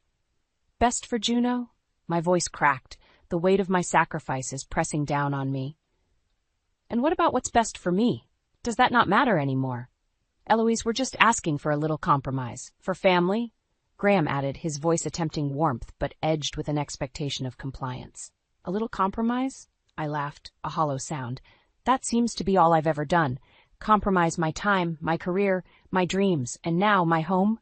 Juno's gaze faltered, but her resolve did not. Mom, please. It's not forever, just until I get back on my feet after the baby is born. I stared at them, the reality of my situation sinking in. My family saw me not as a pillar, but as an obstacle, an inconvenience in their lives that could be moved aside when no longer needed. Fine, I said finally, the word tasting bitter on my tongue. I'll go, but remember, actions have consequences. I hope you're prepared for them. As I walked away, I didn't look back. I couldn't. The pain of betrayal was too sharp, too raw. My own home, a place where I had poured my heart and soul into making it a sanctuary for us, was now a battleground. Graham and Juno's conversation faded behind me as I ascended the stairs to pack a few belongings. Each step was heavy, laden with the realization that my sacrifices had been for nothing. They had taken everything from me, and now they were taking my home.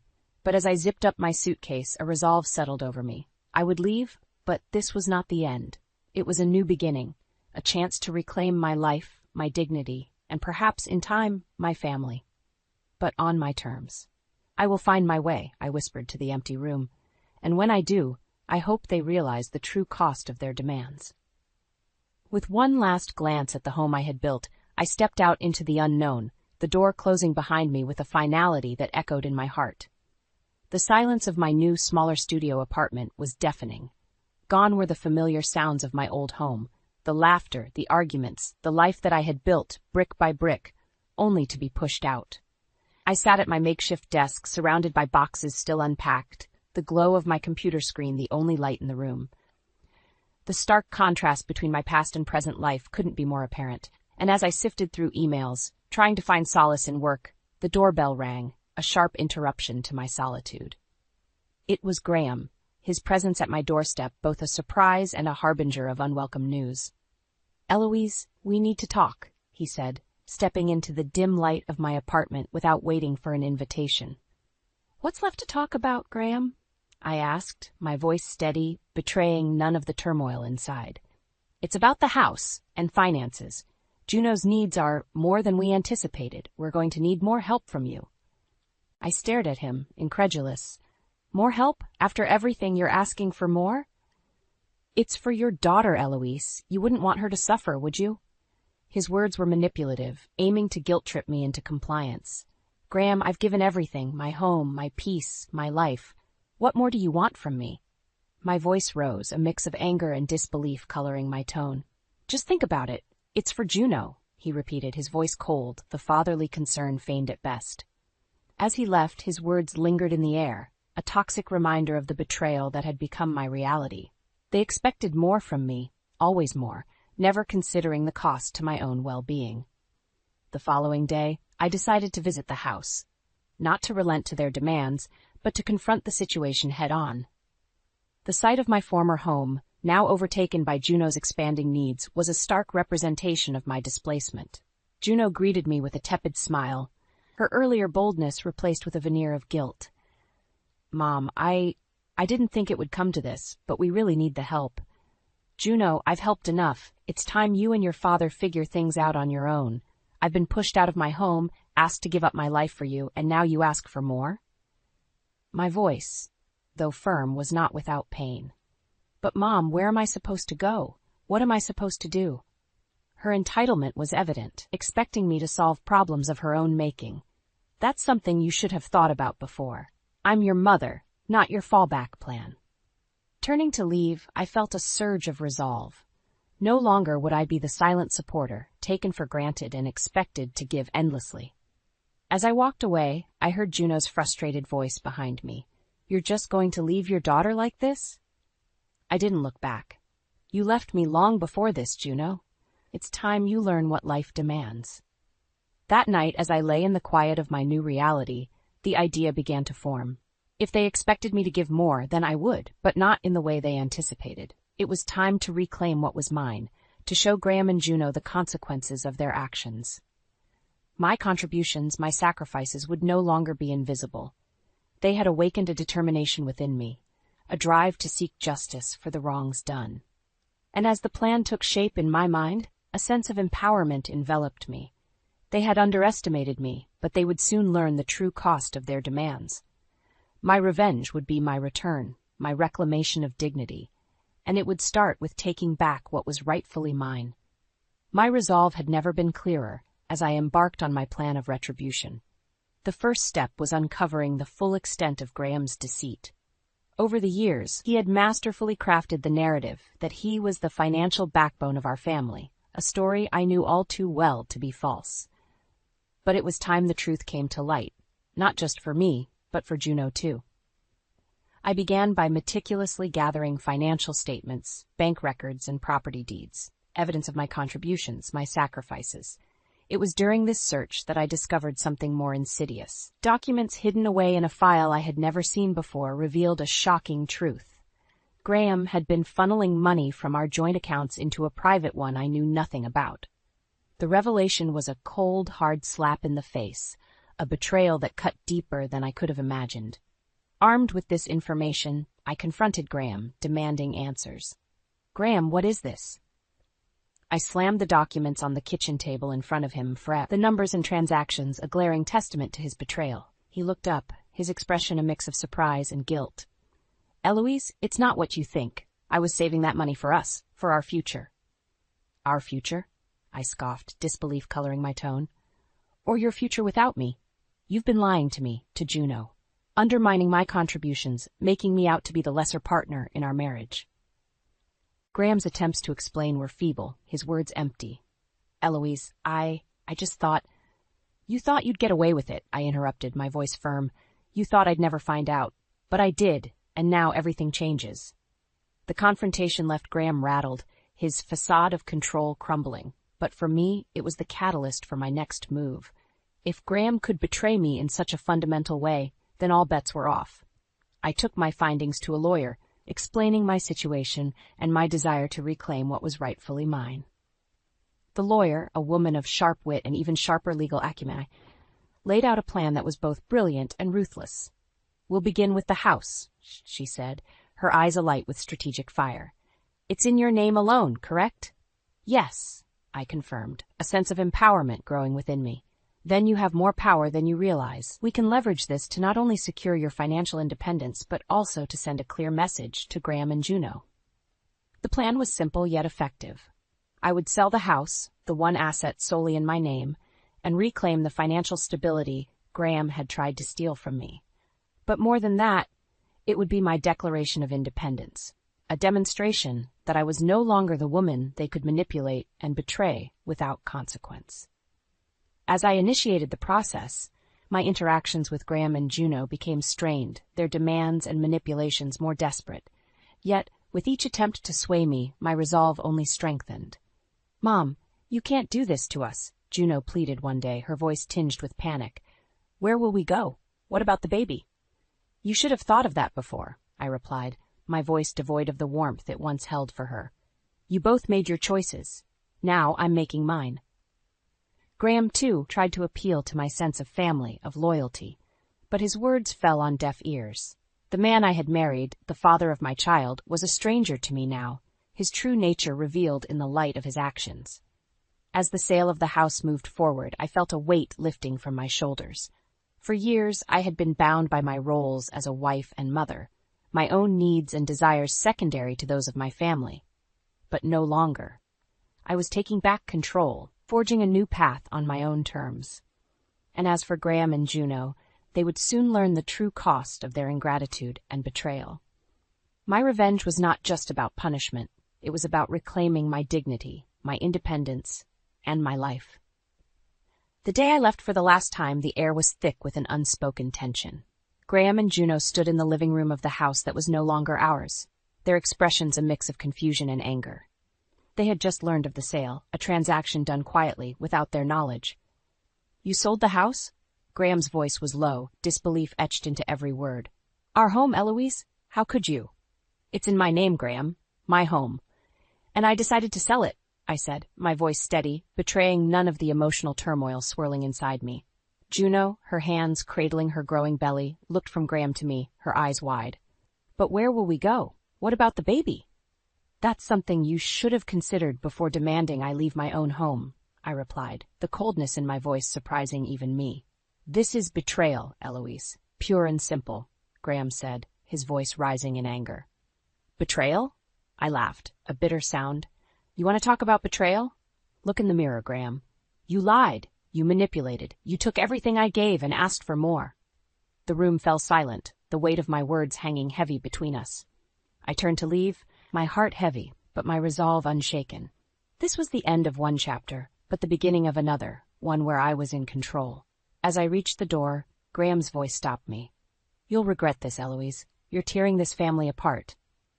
I paused, my hand on the doorknob. Without turning back, I said, No, Graham. This family was torn apart long ago. I'm just the first to acknowledge it. Leaving the house behind, I didn't look back. The finality of the moment was overwhelming, but beneath the sorrow and betrayal, there was a burgeoning sense of freedom. For the first time in years, I was free from the expectations and demands that had defined my life.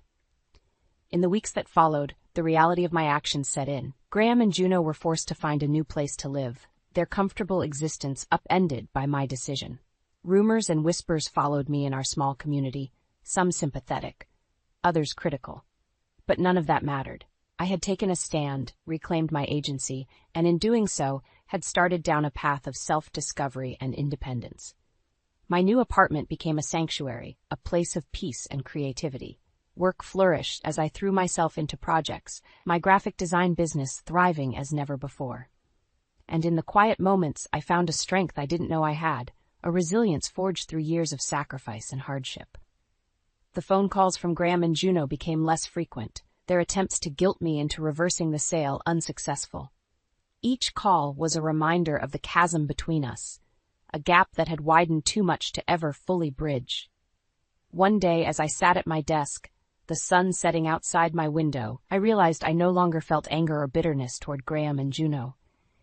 Instead, there was a sense of pity for them, for their inability to see beyond their own needs and desires. I had moved on, building a life that was truly mine, free from the constraints of my old one. The sale of the house, once a source of contention and pain, was now a symbol of my liberation, a decisive step toward a future filled with possibility. And as I looked forward to what lay ahead, I knew that the best revenge wasn't the pain I had inflicted on Graham and Juno, but the life I was building for myself, one where I was no longer a victim of their selfishness and deceit. It was a life where I was finally, truly free. The completion of the house sale marked not just the end of an era, but the beginning of a new chapter in my life, one where I stood firmly on my own 2 feet, unburdened by the expectations and manipulations of those I had once called family. My new apartment, once a symbol of my forced exile, had become a haven of peace and creativity. The walls, adorned with my own designs, reflected a life that was entirely mine. My freelance work, now more than just a job, was a testament to my resilience, a thriving business built from the ashes of my former life.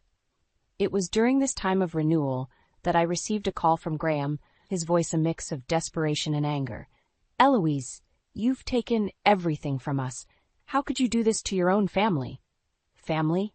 I echoed, the word bitter on my tongue. A family supports each other, Graham. What you and Juno did was far from supportive. It was selfish. You're going to regret this, Eloise. You can't just start over and expect us to disappear. We're your family, whether you like it or not. I've made my peace with that, Graham. It's time you make yours, I replied, my voice calm but firm. The call ended with a click, his threats hanging in the air. But they no longer had any power over me. The weeks turned into months, and my life settled into a comfortable rhythm. The drama and turmoil that had once defined my existence seemed like distant memories. But I knew that true closure had not yet been achieved. The final act of my plan was still unfolding, a silent countdown to the moment when Graham and Juno would realize the full extent of their actions. That moment came unexpectedly. I had ventured out to a local cafe, a small luxury in my new life of independence, when I spotted them. Graham and Juno were seated at a table near the window, their conversation tense and fraught with emotion. I could overhear snippets of their dialogue, words tinged with regret and desperation. Can't believe she did this to us, Juno was saying, her voice a mix of disbelief and sorrow. "It's her revenge, Juno. She's made her point," Graham replied, his tone resigned. The sight of them, so defeated and broken, stirred something within me. Not satisfaction or triumph, but a profound sadness for what could have been. We had once been a family, bound by love and shared dreams. Now, all that remained were the shattered pieces of our once happy life. As I left the cafe unnoticed by them, I felt a chapter of my life closing. My revenge, though justified, had come at a great cost. The family I had once cherished was no more, their place in my life now occupied by memories and lessons learned. In the solitude of my apartment, I reflected on the journey I had undertaken. From the depths of betrayal and loss, I had emerged stronger, more self-assured. My revenge, while necessary, was not the source of my strength. It was the realization that I alone was the architect of my happiness, the master of my destiny. And so, as I looked towards the future, I knew that the best was yet to come. Not because of the revenge I had exacted, but despite it. My life, once defined by others, was now my own, and with each passing day I would build it, piece by piece, into something beautiful and unbreakable. The road ahead was uncertain, filled with challenges and opportunities, but I faced it head-on, with a heart full of hope and a spirit unyielded. For I had learned that true strength comes not from vengeance, but from the courage to move forward, to forgive, and ultimately, to find peace within oneself. The day of reckoning arrived sooner than I anticipated. A crisp morning breeze accompanied my steps as I approached the house I once called home, the real estate agent beside me. The for sale sign stood prominently in the front yard, a beacon of the impending change. Graham and Juno, unaware of my arrival, were about to face the reality of their situation head-on. As I rang the doorbell, my heart pounded with a mixture of anticipation and resolve. The door swung open, and there stood Graham, his expression shifting from surprise to disbelief as he saw me. "Eloise, what are you doing here?" he stammered, confusion written all over his face. "I'm here to show the house, Graham. It's time you both faced the consequences of your actions," I replied, my voice steady, betraying none of the emotional turmoil within. Juno appeared behind Graham, her eyes widening in shock. "You can't be serious, Mom. You're really going through with this?" "Yes, Juno, I am. You both seemed to forget that this house was the one thing I had left. You took everything else from me," I said, the words laced with a bitterness I no longer bothered to hide. The real estate agent, a neutral party in the midst of our familial storm, stepped forward. "If you'll allow us, we have potential buyers on the way. It would be best if we could proceed without any complications." Graham and Juno exchanged a look of desperation, the reality of their situation finally dawning on them. "Eloise, please, there has to be another way. We'll be left with nothing," Graham pleaded, his voice breaking. "You left me with nothing when you demanded I leave my own home," I countered, my resolve hardening. "I warned you, actions have consequences. It's time you learned that lesson." As the potential buyers arrived, Graham and Juno retreated into the house, their whispers a cacophony of regret and disbelief. The real estate agent and I led the buyers through the property, each room a reminder of the life I once lived, the memories I once cherished. After the showing, as I stood in the living room for what could be the last time, Juno approached me, tears streaming down her face. "Mom, I'm so sorry. I didn't realize. I never wanted it to come to this." Her apology, though heartfelt, came too late. "Juno, I hope one day you understand why I had to do this. Maybe then you'll forgive me as I'm trying to forgive you." Leaving the house behind, I felt a weight lifting off my shoulders. The sale was more than just a transaction. It was a symbol of my liberation from the chains of betrayal and manipulation. Graham and Juno's future was now in their own hands, just as mine was in mine. The days that followed were a blur of legal proceedings and finalizations. The house sold quickly, the market eager to claim such a prized property. And with the final signature, I closed the chapter on a significant part of my life. As I sat at my apartment, the deed to the house now transferred, I realized the depth of what I had accomplished.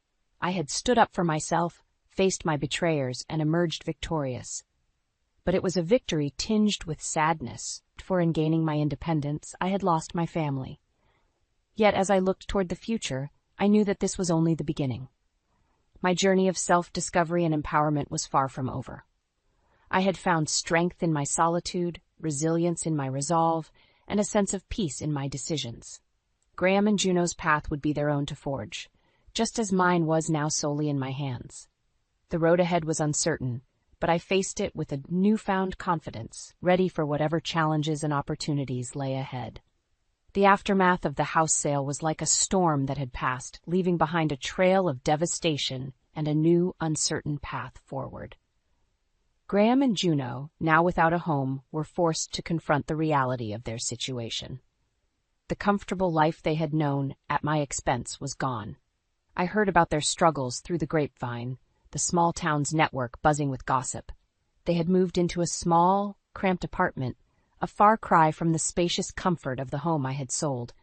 It was in this setting that I decided to confront them one last time, to see for myself the consequences of my actions. Knocking on their door, I braced myself for the encounter. Juno answered, her appearance a stark contrast to the vibrant, confident woman she once was. Her eyes, once full of life, now held a weariness that spoke volumes. "Mom," she said, her voice a mixture of surprise and resignation. "What are you doing here?" "I came to see how you're doing," I replied, stepping into the dimly lit apartment. The space was cramped, cluttered with boxes and makeshift furniture, a far cry from the comfort of our former home. Graham appeared from the other room, his expression hardening at the sight of me. "Come to gloat, Eloise? To see the results of your revenge?" "No, Graham, I came to see if there's anything left of the family we once were," I said, my voice steady. The conversation that followed was tense, filled with accusations and recriminations.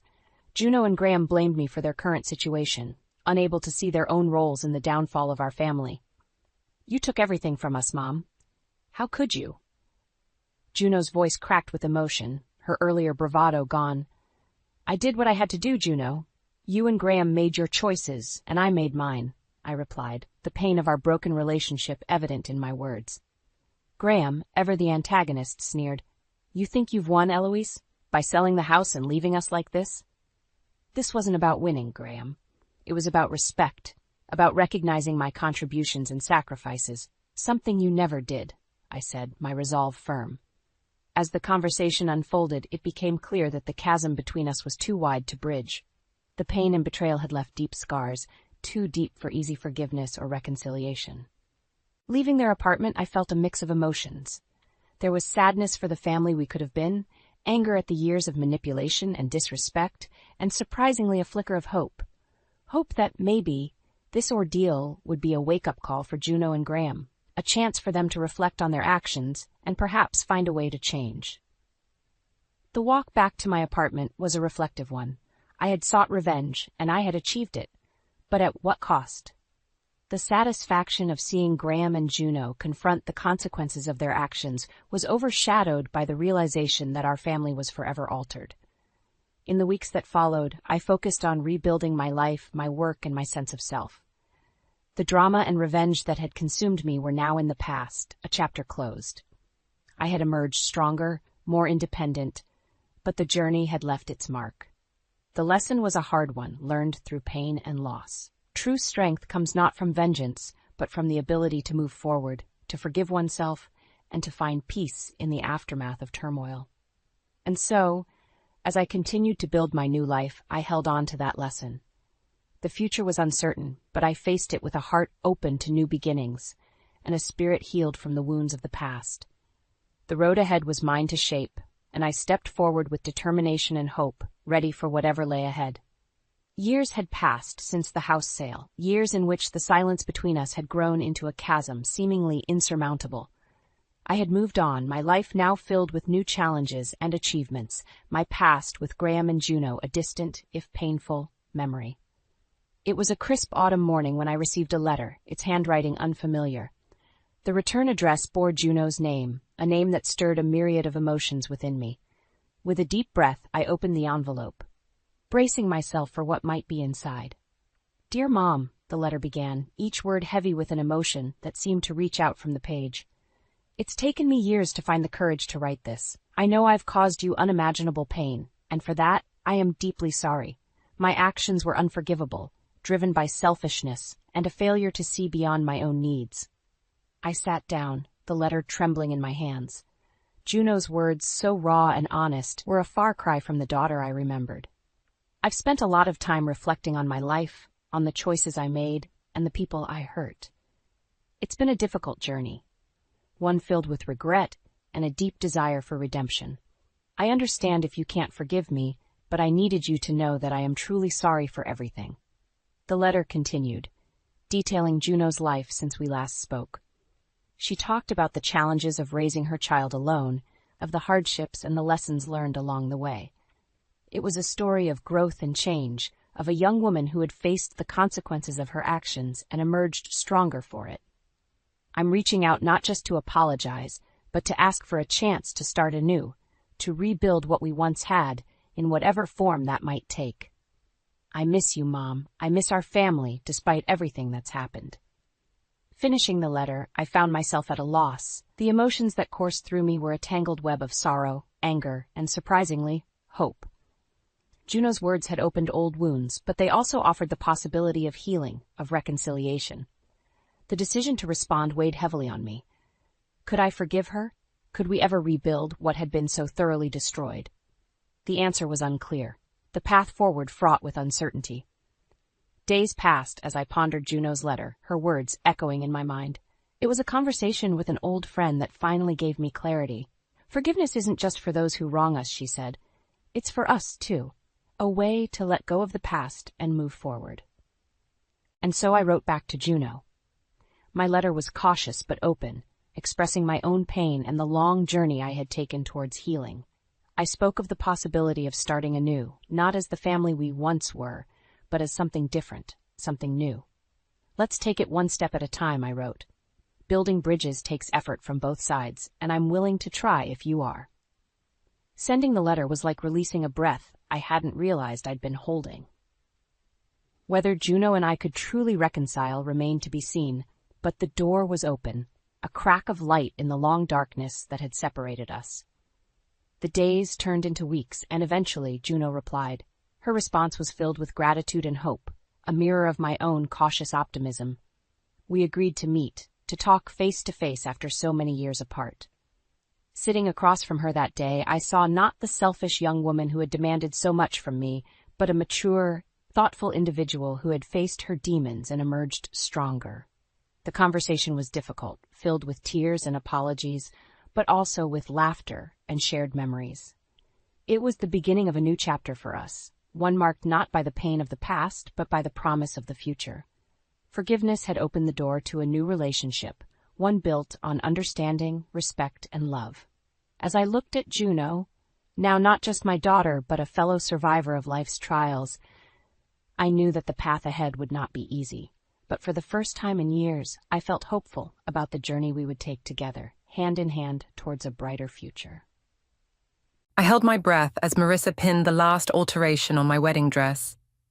The boutique's soft lighting caught every crystal and pearl, transforming me into something ethereal, something worthy. "You look stunning, Zara," she said, stepping back to admire her work. I twisted slightly, watching the fabric catch the light. 6 months of planning, of dreaming, of believing I was finally getting everything right. The dress was perfect, sweetheart neckline, delicate lace sleeves, a train that would make my mother cry. I felt beautiful in a way I rarely allowed myself to feel. My phone buzzed on the cushioned bench beside me. Esme's name flashed across the screen. My best friend since we were awkward 13-year-olds with braces and big dreams. The person who'd held my hand through my parents' divorce, who'd helped me pick out this very boutique. "It's Esme," I told Marissa. "Mind if I take this?" She waved me on while gathering pins. "Go ahead. I need to grab more tulle anyway." I swiped to answer, careful not to move too much in the half-pinned gown. "Hey, you won't believe how amazing this dress looks now." Silence. "Esme, you there?" "Zara." Her voice sounded strange, tight. "I need to tell you something." The air in the boutique suddenly felt too thin. I knew that tone, the one she used when delivering bad news. "What's wrong?"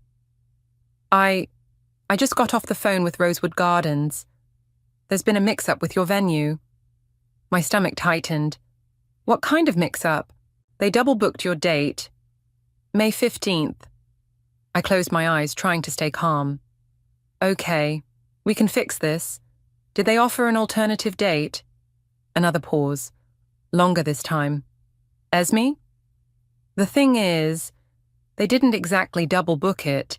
Someone specifically requested your date and venue after you booked it. I frowned, confusion replacing my initial panic. That doesn't make sense. We signed contracts. They can't just... It was me, Zara. The words hung between us. I must have misheard. What?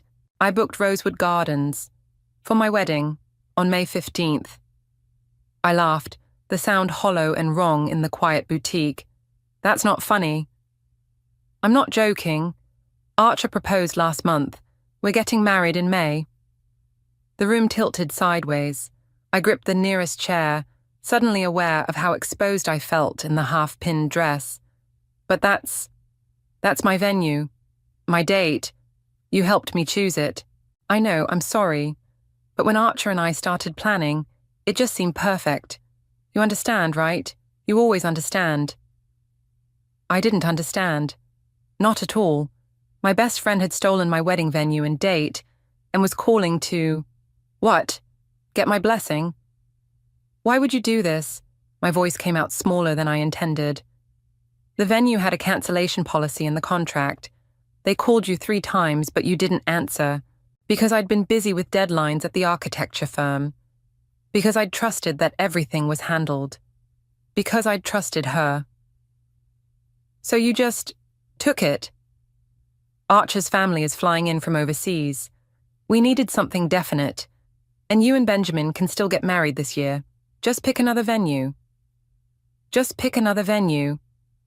As if 6 months of planning could be erased with a simple venue change. As if my dream wedding was interchangeable with any other option. I have to go, I managed, ending the call before she could respond. I stood frozen in the beautiful dress that now felt like a costume.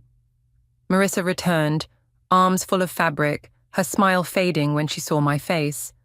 Zara, what happened? I need to get out of this dress. But we're not finished with... Please. The word came out ragged.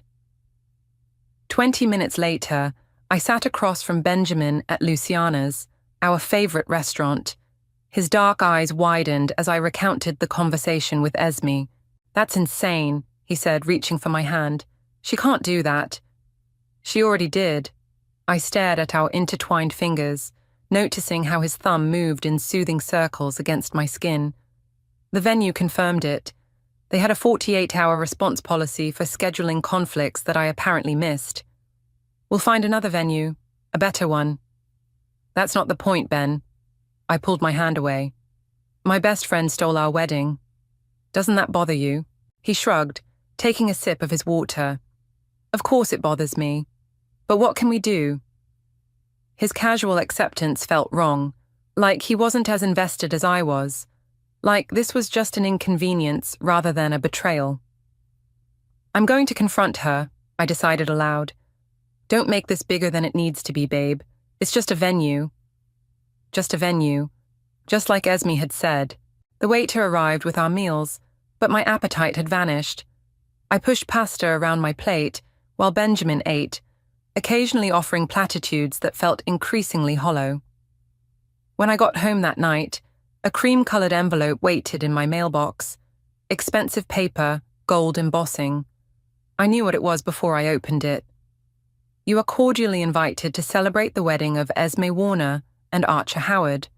Saturday, May 15th, Rosewood Gardens. A handwritten note was tucked inside. I hope you'll be my maid of honor. No one understands me like you do. Love always, Esme. The invitation trembled in my hands, not from sadness, not anymore, from rage. The invitation sat on my coffee table for 3 days. I'd walk past it, feel the rage bubble up, then force myself to breathe. I'd known Esme for 15 years. There had to be an explanation beyond the obvious, that my best friend was a backstabbing, venue-stealing snake. Rain pelted my apartment windows as I curled on the couch with a glass of wine, scrolling through photos on my phone. Esme and me at college graduation. Esme helping me move into my first apartment. Esme meeting Benjamin for the first time, giving me a thumbs up behind his back. I paused on a photo from 2 years ago. Us on a weekend trip to the coast, arms wrapped around each other, laughing into the camera. Had she been fake even then? Had our entire friendship been a performance? Lightning flashed, illuminating the wedding invitation. I picked it up, running my finger over the embossed lettering. Esme knew exactly what she was doing. She'd helped me create my wedding Pinterest board for God's sake. She'd stood in Rosewood Gardens with me, agreeing it was perfect, watching me cry when I put down the deposit. My phone buzzed with a text from Benjamin. Working late again, don't wait up. 3rd time this week. I tossed the phone aside, irritation mixing with my already simmering anger. He should be here, plotting revenge with me, not acting like this was some minor inconvenience. I grabbed my laptop and opened our wedding planning spreadsheet. Maybe Benjamin was right. Maybe we could find another venue. I scrolled through local options, but each one felt wrong. Too small, too expensive, not what I wanted. My finger hovered over the delete button. What was the point? The perfect venue was gone. The perfect date was gone. My perfect friend was gone. A notification popped up on my screen. An email from Benjamin, probably apologizing for working late again. I clicked it open, then froze. It wasn't addressed to me. Esme, can't stop thinking about last night. Same time Thursday. B. I stared at the screen, my brain refusing to process what I was seeing. This had to be a mistake. Benjamin must have sent this to me by accident, and it was about something innocent. Wedding planning, maybe. Or a surprise they were organizing for me. But why would they meet at night? Without me? I scrolled down to see the earlier messages in the thread. My hand shook as I read exchange after exchange, going back weeks. You're incredible. I can't believe we waited so long to do this. No one needs to know. It's our secret. I want you so badly right now. The room spun around me. I barely made it to the bathroom before throwing up, wine burning my throat on the way back up. I slid to the floor, pressing my forehead against the cool tile. Not just my venue, not just my wedding date, my fiancé. I don't know how long I sat there, but when I finally stood, my legs were numb and my mind was clear. This wasn't just betrayal. This was systematic destruction of everything I cared about, orchestrated by the person I trusted most. I washed my face and returned to my laptop. The emails weren't enough. I needed more evidence before confronting either of them. I needed to be smart about this. I picked up my phone and called the one person who would understand. Patrick, it's me. I need your help. My brother arrived 40 minutes later, soaked from the rain but arms open for the hug I desperately needed. I showed him the emails, watching his expression shift from confusion to disbelief to the same cold anger I felt. That motherfucker, he said finally. I never liked him. You introduced us, I reminded him. Worst mistake of my life. He paced my living room. What are you going to do? I sank onto the couch. I don't know. Confront them, break up with him, burn her wedding dress. All solid options.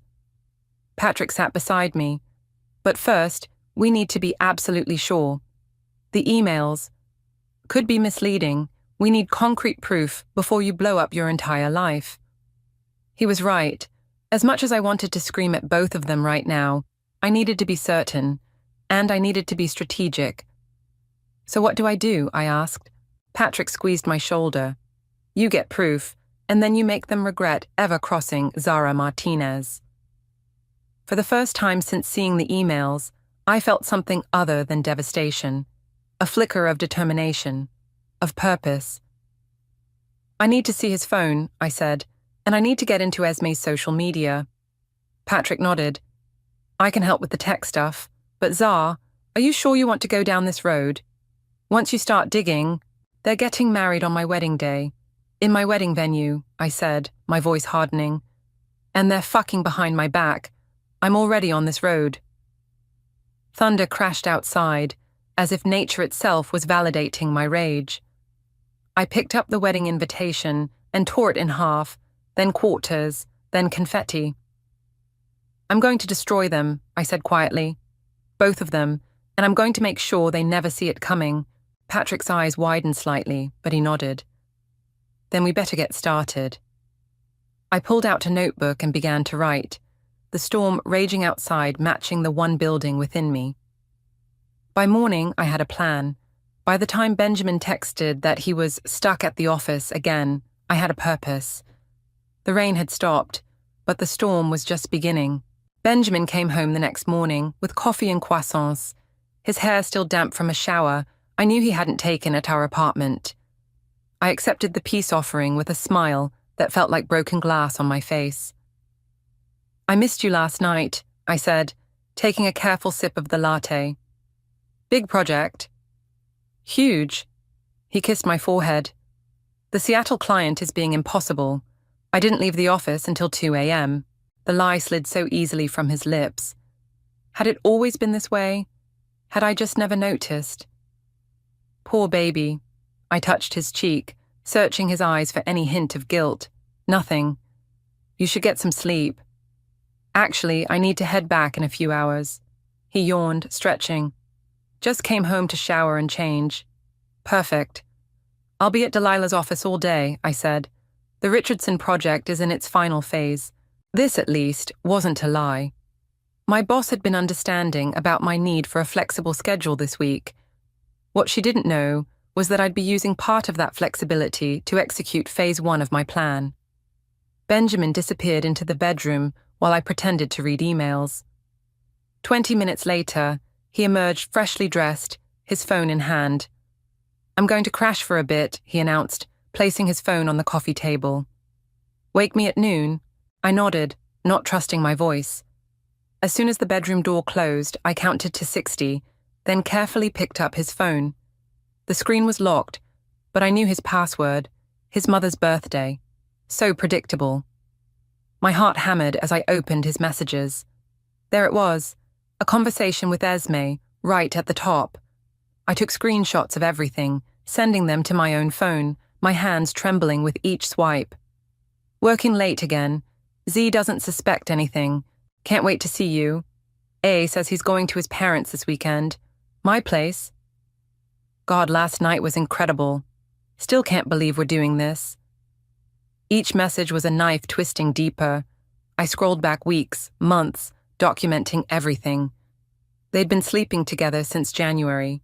4 months of betrayal while I planned our wedding.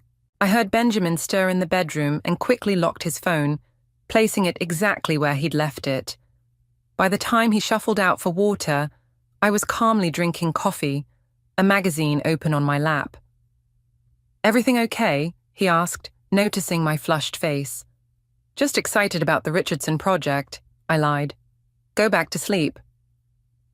After he left for work that afternoon, I met Patrick at a coffee shop 3 neighborhoods away from mine. I couldn't risk running into anyone I knew. "Got it all," I said, sliding my phone across the table. "Every disgusting message." Patrick scrolled through the screenshots, his jaw tightening. "Jesus, Zara, this is—" "I know." My voice cracked. I'd been holding it together all day, but now the reality crashed over me. They've been laughing at me for months. Patrick reached across the table and squeezed my hand. "What's your next move?" "Confront them. End it. Move on." The words felt hollow even as I said them. "Is that what you really want?" I stared into my untouched coffee. "No, I want them to feel what I'm feeling. I want them to lose everything, just like I have." "That's my girl." Patrick's smile was grim. "So, what's the real plan?" "I need to talk to Esme. Get her to admit it to my face." "Are you sure that's smart?" "She'll just lie." "I need to see it," I insisted. "I need to look in her eyes when she lies to me." Patrick didn't argue. He knew me well enough to recognize when my mind was made up. I texted Esme that evening. "Need wedding advice, lunch tomorrow?" Her response came immediately. "Always. Marcello's at 1. The restaurant where she'd first introduced me to Benjamin. Of course. I barely slept that night, rehearsing what I would say, how I would remain calm. By morning, I felt hollowed out but determined. Esme was already at Marcello's when I arrived, waving enthusiastically from our usual table. She looked radiant, glowing skin, perfect hair, designer dress. Was this what betrayal did for a person? Zara? She stood to hug me. I let her, my arms hanging limply at my sides. God, I've missed you. Wedding planning is eating all my time. I slid into my seat. That's actually what I wanted to talk about. I know. You're still upset about the venue. She reached for my hand. I pulled away.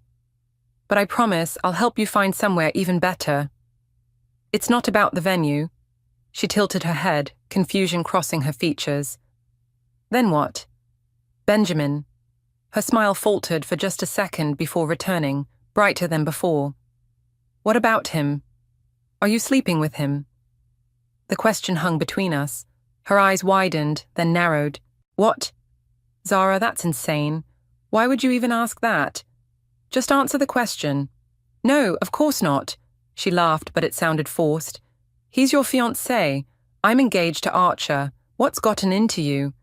I pulled out my phone and placed it on the table. Screen up, displaying their messages. Try again. The color drained from her face. She glanced at the phone, then back at me, calculation replacing shock. Those are out of context, she said carefully. We were discussing wedding plans. Surprises for you. At 2 a.m., in his bed. My voice remained steady, though my insides felt like they were being shredded. Zara, please, you're my best friend. I would never. Stop lying. I didn't raise my voice. I didn't need to. I know everything. She stared at me, and for a moment, I thought she might confess. Instead, her eyes filled with tears. It's not what you think, she whispered. We never meant to hurt you. Before I could respond, a familiar voice called out, Ladies, what a coincidence. I turned to see Tiffany, a woman from our wider social circle, approaching our table. Her timing couldn't have been worse. Mind if I join? She asked, already pulling out a chair. Esme shot me a look, part relief, part warning. The conversation was over, for now. As Tiffany chatted about mutual friends, I watched Esme discreetly text under the table, her fingers flying. Warning Benjamin, no doubt. I'd failed to get her full confession, but I'd seen enough in her eyes to know the truth. And as Tiffany prattled on about her new job, she unknowingly dropped the piece of information that would change everything. Oh, by the way, she said, lowering her voice, is it true Benjamin's been spending time at the Westbrook Hotel? My cousin works there and swears she's seen him multiple times with some woman. I figured it had to be work-related, but... Esme's face went rigid. I smiled for the first time in days. How interesting, I said. Tell me more about that. Tiffany's information about the Westbrook Hotel changed everything. After lunch, I sat in my car, hands gripping the steering wheel as I processed what I'd learned. Not only were Benjamin and Esme betraying me, they were doing it somewhere public, somewhere they could be seen, somewhere with security cameras and staff who might remember them. I called Patrick immediately. I need you to meet me tonight. I'm going to the Westbrook. Zara, that's crazy. What are you going to do, stake out the lobby? If I have to. His sigh crackled through the speaker. Fine, but I'm coming with you. We'll be less conspicuous as a couple. I spent the afternoon in a fog at work, nodding through meetings while my mind raced with possibilities. Delilah, my boss, caught me staring blankly at blueprints for the third time that day.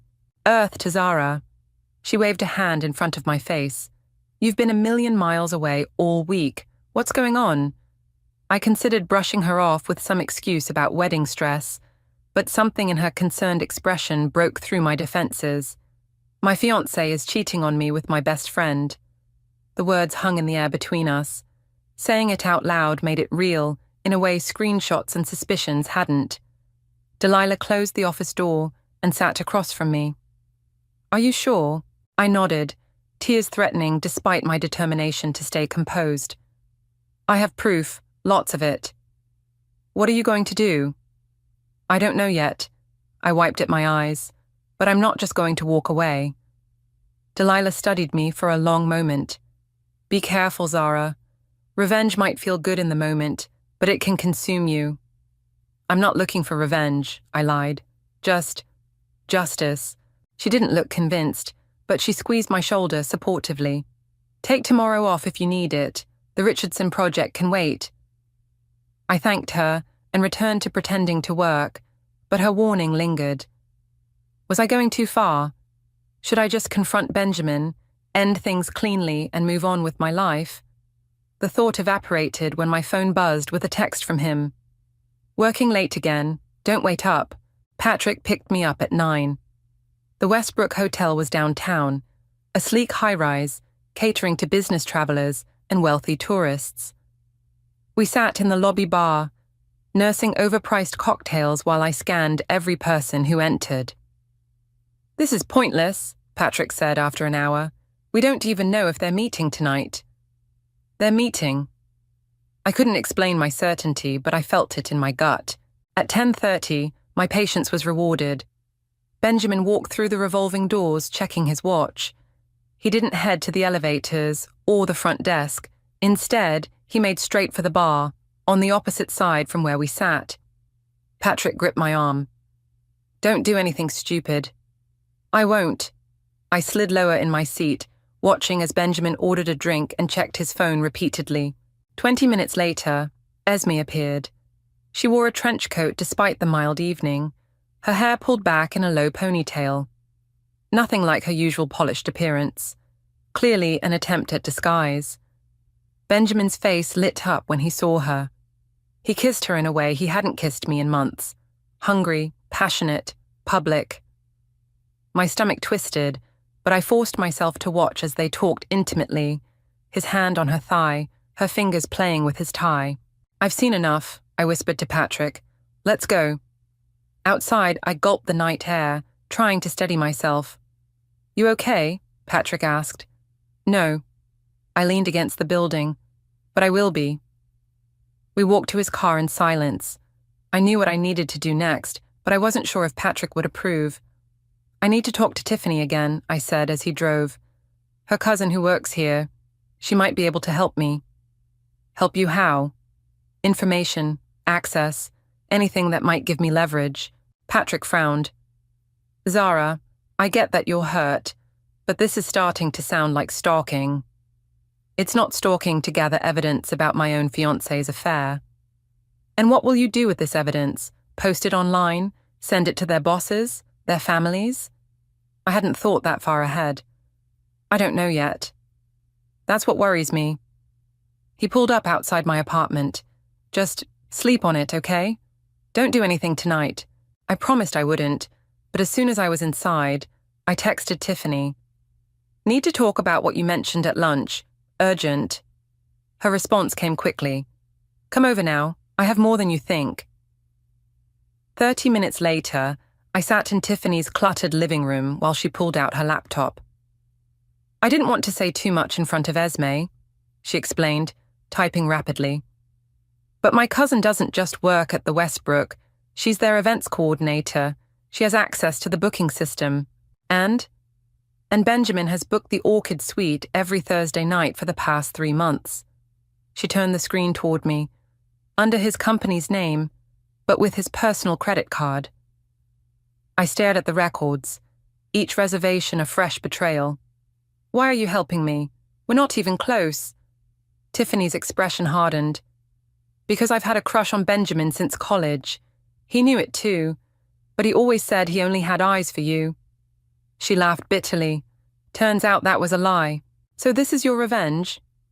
This is me doing what I wish someone had done for me when my ex was cheating. She closed the laptop. But there's more. More? My cousin overheard them arguing last week. Something about money missing from a joint account. Esme was accusing Benjamin of taking it. I frowned. Benjamin and I don't have a joint account. Exactly. Tiffany's eyes gleamed. So whose account were they talking about? The implications hit me like a physical blow. Not only were they sleeping together, they were financially entangled somehow. This wasn't just an affair. This was a full-blown relationship happening parallel to mine. There's one more thing, Tiffany said, lowering her voice. My cousin can get you a key card to the Orchid Suite for next Thursday. My heart raced. Why would she risk her job for me? Because Benjamin hit on her too, before he settled on Esme. Tiffany shrugged. Apparently your fiancé gets around. I should have felt more shock, more pain at this revelation. Instead, I felt a cold clarity settling over me. This wasn't just about Esme's betrayal anymore. This was about Benjamin's pattern of deception that extended far beyond what I'd imagined. Get me that key card, I said. As I left Tiffany's apartment, my phone buzzed with a text from Benjamin. Miss you. Can't wait to come home to you tomorrow. I stared at the message, at the casual lie delivered with such ease. Then I typed back, Miss you too. Sweet dreams. The plan forming in my mind was no longer just about exposing their affair.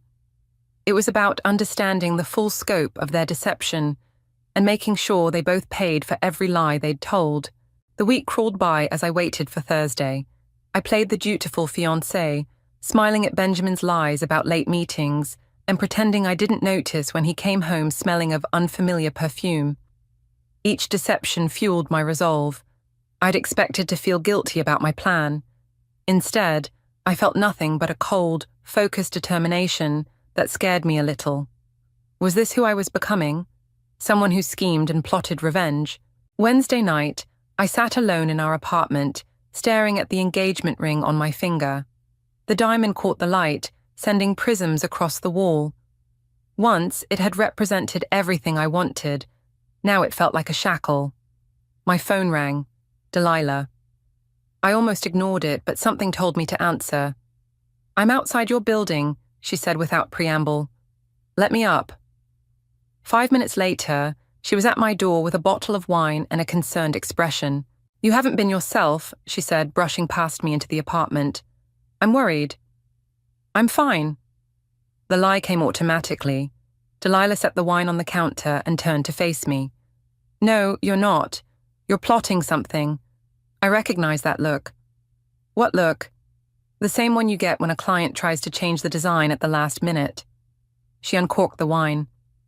Determined, but dangerous, I sank onto the couch, suddenly exhausted. What would you do if your fiancé and best friend betrayed you? Leave. Start over. She handed me a glass. But that's not what you're planning, is it? I need to know everything first.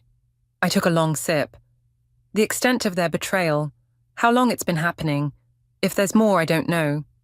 And then I decide what they deserve. Delilah studied me over her glass. Zara, I've known you for 5 years. You're brilliant, driven, and usually kind. This path you're on, it's changing you. They changed me, I snapped. I didn't ask for this. No, but you're choosing how to respond. She set down her glass. Just make sure whatever you do is something you can live with afterward. Her words followed me into uneasy dreams that night. I woke Thursday morning with a knot in my stomach that tightened as the day progressed. By evening, when I met Tiffany outside the Westbrook Hotel, my hands were shaking. You sure about this? She asked, passing me the key card. No. Yes. Room 1412. They always meet at 9. She squeezed my arm. Be careful. I nodded, unable to speak past the lump in my throat. This was it. No turning back. The Orchid Suite was on the 14th floor, at the end of a hushed corridor. I used the key card, slipping inside a room larger than my entire apartment. Floor-to-ceiling windows showcased the city skyline. A king-sized bed dominated one wall, immaculately made with crisp white linens. The thought of Benjamin and Esme on that bed made me physically ill. I checked my watch. 8:30. 30 minutes to prepare. I considered hiding in the closet or bathroom, but that felt too cliché, too desperate. Instead, I settled into an armchair, facing the door, and waited. At precisely 9:05, the door opened. Benjamin entered first, already loosening his tie. Esme followed, laughing at something he'd said. Neither noticed me until the door clicked shut behind them. Zara! Benjamin froze, his face draining of color. What? How? Hello, Benjamin. My voice sounded strange to my own ears. Too calm. Esme. Esme recovered first. This isn't what it looks like. Really? Because it looks like my fiancé and best friend meeting in a hotel room they've been booking every Thursday for months. Benjamin stepped forward, hands raised placatingly. Zara, please, let me explain. Explain what? The affair? The lies? Or the money you've been moving from Esme's account? That hit a nerve. They exchanged quick, panicked glances. You don't understand, Esme said, her voice quavering. It's complicated. Then uncomplicate it for me. I leaned forward. Tell me everything, right now, or I walk out of here and go straight to Archer. The threat of her fiancé learning the truth worked. Esme sank onto the edge of the bed, suddenly looking small and afraid. It started at New Year's, she whispered. You were sick, remember? You couldn't make the party. I remembered. Stomach flu had kept me home, while Benjamin went to celebrate with friends. Benjamin was upset about your promotion, she continued. Said you were focusing too much on work, not enough on him. We got drunk and you decided to comfort him by sleeping with him. The bitterness in my voice surprised even me. It was supposed to be one time, Benjamin interjected. A mistake. But then you fell in love? I couldn't keep the mockery from my tone. No. Esme looked genuinely horrified. God, no. It was never about love. Then what was it about? They exchanged another look, and suddenly I understood. Money, I said flatly. This is about money. Benjamin's silence was confirmation enough. Archer's family is wealthy, I continued, pieces falling into place. And you needed cash, didn't you, Benjamin? For those gambling debts you thought I didn't know about. His head snapped up. How did you... I'm not stupid. I've seen the credit card statements. I turned to Esme. So, what's your angle? Why risk everything with Archer? Her eyes filled with tears. The venue, the date, the dress. Everything you had, I wanted. You always got everything so easily. The career, the perfect relationship. I just wanted something that was yours. The pathetic truth of it hit me like a physical blow. This wasn't some grand passion or even calculated malice. It was petty jealousy and financial desperation, wrapped in the convenience of mutual betrayal. You're both disgusting, I said quietly. Benjamin moved toward me. Zara, please. We can fix this. I'll end it with her. We can start over. I stood, backing away from his outstretched hand. There's nothing to fix. It's already over. As I reached the door, Esme called out, What are you going to do? I turned back one last time, looking at these two people I'd once loved. That depends on what happens next, but I promise you both, I'm just getting started. The door closed behind me with a soft click that felt like the period at the end of a chapter, but not the end of the story, not by a long shot. I didn't go home after the hotel confrontation. I couldn't face the apartment I'd shared with Benjamin, filled with photos and memories that now felt like elaborate props in a production I hadn't known I was starring in. Instead, I checked into a different hotel across town, turned off my phone, and slept for 14 hours straight. When I finally woke, sunlight streaming through unfamiliar curtains, the numbness that had carried me through the past week had evaporated. In its place was a raw, pulsing anger that demanded action. I turned on my phone to find 37 missed calls and dozens of texts. Benjamin, begging for forgiveness. Esme, alternating between apologies and threats. Patrick, worried about my silence. And one from a number I didn't recognize. We need to talk about Esme and Benjamin. Meet me at Riverside Park, noon tomorrow. Archer. My heart stuttered. Archer knew. But how? I hadn't contacted him. I showered and dressed in yesterday's clothes, my mind racing. Should I meet him? What if it was a trap set by Esme? But as I checked out of the hotel, curiosity won over caution. I texted back a simple, I'll be there. The rest of the day passed in a blur of practical matters. I went to the apartment while Benjamin was at work, packed essential clothes and documents, and left my engagement ring on the kitchen counter with a note. "It's over. Don't contact me again." Patrick insisted I stay with him until I found a new place. "You shouldn't be alone right now," he said as he helped carry my bags into his spare room. "I'm fine," I lied. "No, you're not." He set down a suitcase. "And that's okay. No one would be fine after what you've been through." That night, as we sat on his balcony sharing takeout and wine, I told him about Archer's text. "You can't go alone," Patrick insisted. "What if he's angry? What if he blames you somehow? For what? I'm the victim here." "People aren't rational when they're hurt." He refilled my glass. "I'm coming with you." "Fine, but stay at a distance. I need to hear what he has to say." The next day dawned clear and warm. Riverside Park bustled with weekend activity, joggers, families, couples walking hand in hand. Patrick positioned himself on a bench within eyesight, but far enough away to give me privacy. Archer arrived precisely at noon, looking nothing like I expected. Instead of anger or devastation, his face showed only weary resignation. "Zara," he extended his hand formally. "Thank you for coming." We sat on a bench overlooking the river. For a long moment, neither of us spoke. "How did you find out?" I finally asked. "I've known for months." He stared at the water. "About the affair, at least. Not about you knowing." I turned to face him fully. "You knew, and you're still marrying her. That's what I wanted to talk to you about." He sighed, running a hand through his hair. "Esme told me everything after you left the hotel. She's terrified you'll expose them both." "Shouldn't I? Don't you deserve to know who you're really marrying?" "I already know who she is." His voice held no bitterness, only a strange acceptance. "The question is what we do now." "We?" "Esme isn't just cheating on me, Zara. She's stealing from my family's company." The revelation hit me like a physical blow. "What?" "She's been funneling money to Benjamin for months. Small amounts at first, then larger sums as they got bolder, nearly $200,000 in total." I struggled to process this. "Why are you telling me this?" "Because I need your help." Archer leaned closer. "I can't go to the police without implicating my family's business in a scandal, but I can't let them get away with it either." "So what do you want from me?" "Evidence. Anything you have that proves their relationship, the money transfers, all of it. I'm building a case to confront them both." I studied his face, looking for deception. "Why should I trust you?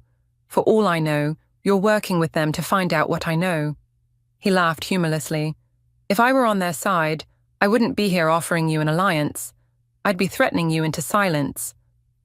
He had a point. "What's your plan?" I asked cautiously. "The wedding. It's the perfect opportunity." His eyes gleamed with a determination I recognized, the same cold purpose I'd felt growing inside me. 200 guests, including my family, her family, colleagues, friends, everyone who matters to both of them. "You want to publicly humiliate her." "I want justice." He pulled out his phone, showing me a banking app. "And I want the money back. Benjamin's gambling debts aren't my problem." I hesitated. Working with Archer meant escalating everything, moving from private confrontation to public exposure. Was I ready for that? "I need time to think," I said. "Don't take too long." He stood. "The wedding's in 3 weeks." As he walked away, Patrick joined me on the bench. "Well, what did he want?" I explained Archer's revelation and proposal. Patrick listened without interrupting, his expression growing increasingly troubled. "This is getting serious, Zara. Theft, fraud, these are crimes, not just betrayals." "I know. If you help Archer expose them at the wedding, there's no going back. Your relationship with Esme, with Benjamin, it'll be nuclear winter." "Those relationships are already dead." I watched a family feeding ducks by the river's edge, their ordinary happiness suddenly precious in its simplicity. "They killed them. But this kind of public revenge," Patrick shook his head, "it changes you. Trust me." Something in his voice made me look at him sharply.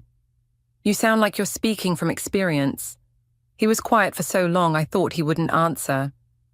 My college girlfriend cheated with my roommate. I exposed them both at graduation, in front of everyone. What happened? I got my revenge. They were humiliated. His eyes met mine, and I've regretted it ever since. Not because they didn't deserve it, but because carrying that much anger changed who I was. His words echoed Delilah's warning. Was I becoming someone I wouldn't recognize? Someone defined by vengeance rather than the values I'd always held? My phone buzzed with a text from Archer. I need your answer by tomorrow. I stared at the message, feeling the weight of the decision pressing down on me. Working with Archer meant choosing a path of maximum destruction. Walking away meant letting Benjamin and Esme escape the consequences of their actions. I need to see Benjamin, I said suddenly. One more time. Why? Because before I decide anything, I need to look him in the eye and hear him admit what he's done. No excuses, no lies, just the truth. Patrick nodded slowly. And if he won't give you that? I stood, my decision crystallizing. Then I call Archer. Benjamin agreed to meet me at a coffee shop downtown, neutral territory. I arrived early, choosing a table in the corner where we wouldn't be overheard. My hands trembled slightly as I arranged and rearranged the sugar packets, a nervous habit from childhood. When he walked in, I barely recognized him. 3 days without contact, and he looked like he'd aged years. Unshaven, dark circles under his eyes, clothes wrinkled. A small, vindictive part of me was pleased to see him suffering. Zara. He slid into the chair across from me. Thank you for meeting me. I said nothing, just watched him fidget under my gaze. I've been trying to call you, he continued. I was worried. No, you were worried about what I might do with what I know. I kept my voice low, controlled. There's a difference. He reached for my hand. I pulled away. I made a terrible mistake, he said. The worst mistake of my life. But I love you, Zara. What Esme and I had, it wasn't real. It was just convenient, I supplied. Profitable. His eyes widened slightly. What do you mean? I know about the money, Benjamin. The $200,000 you took from Archer's company. The color drained from his face. How did you... Does it matter? I know. I leaned forward. What I don't know is why. Why her? Why throw away everything we had? For a moment, I thought he might actually tell me the truth. His shoulders sagged, and something like genuine remorse flickered across his face. The gambling debts were worse than I told you, he admitted. Much worse. I was desperate, and Esme, she offered a solution. In exchange for what? He looked away. She was jealous of you, always has been. Your career, your confidence, the way people respect you. She wanted to take something that was yours. So you let her. The calm in my voice surprised even me. You let her use you to hurt me. It wasn't like that at first. He ran a hand through his disheveled hair. It was just about the money. But then she started talking about the wedding, about how she wanted everything you had planned, the venue, the date. And you gave it to her. The final piece clicked into place. You called the venue and cancelled our reservation so she could take it. His silence was confirmation enough. I want to fix this, he said finally. Tell me how to fix this. I studied him. This man I'd planned to spend my life with, now revealed as a stranger. Had I ever really known him? Or had I been in love with a carefully constructed facade? There's nothing to fix, I said, but there is something you can do. Anything. Confess, to Archer, to your family, to everyone. Return the money. Face the consequences. He paled. Zara, I can't. If this gets out, I could go to jail. That's not my problem. Please. His voice cracked. I'll end things with Esme. I'll give back whatever money I still have. We can start over, just you and me. The desperation in his eyes might once have moved me. Now it only confirmed what I needed to know. He wasn't sorry for what he'd done, only sorry he'd been caught. I'm meeting Archer tomorrow, I said, standing. I'm giving him everything I have.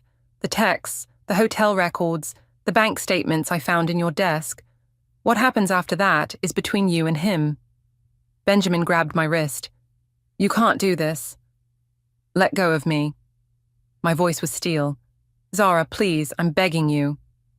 You should have begged before you betrayed me. I pulled free of his grip. Goodbye, Benjamin. I walked out without looking back, my decision made. The next morning, I met Archer at his office, a sleek high-rise overlooking the river.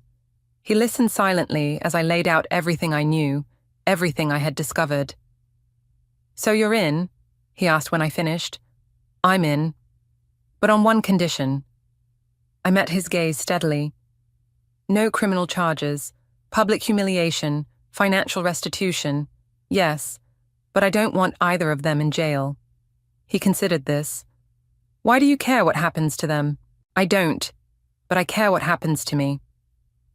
I thought of Patrick's warning, of Delilah's concern. I won't let their betrayal turn me into someone I don't recognize. Archer nodded slowly. Fair enough. So, what's the plan? For the next 2 weeks, we prepared meticulously. I gathered evidence while Archer made arrangements for the wedding day. We met regularly, our unlikely alliance forged in shared betrayal and a mutual desire for justice.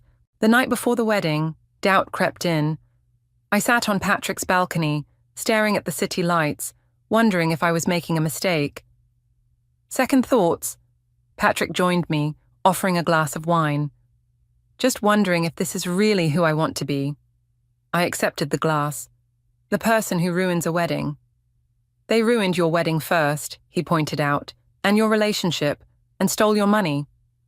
Not my money, Archer's. Same difference. They're thieves and liars who hurt you deliberately. He sat beside me. But if you want to walk away, I'll support that too. I considered it, the simple relief of letting go, of moving on without the burden of revenge. But then I remembered Benjamin's face in the coffee shop, not sorry for his betrayal, only sorry he'd been caught. I remembered Esme's casual cruelty. Everything you had, I wanted. No, I said finally.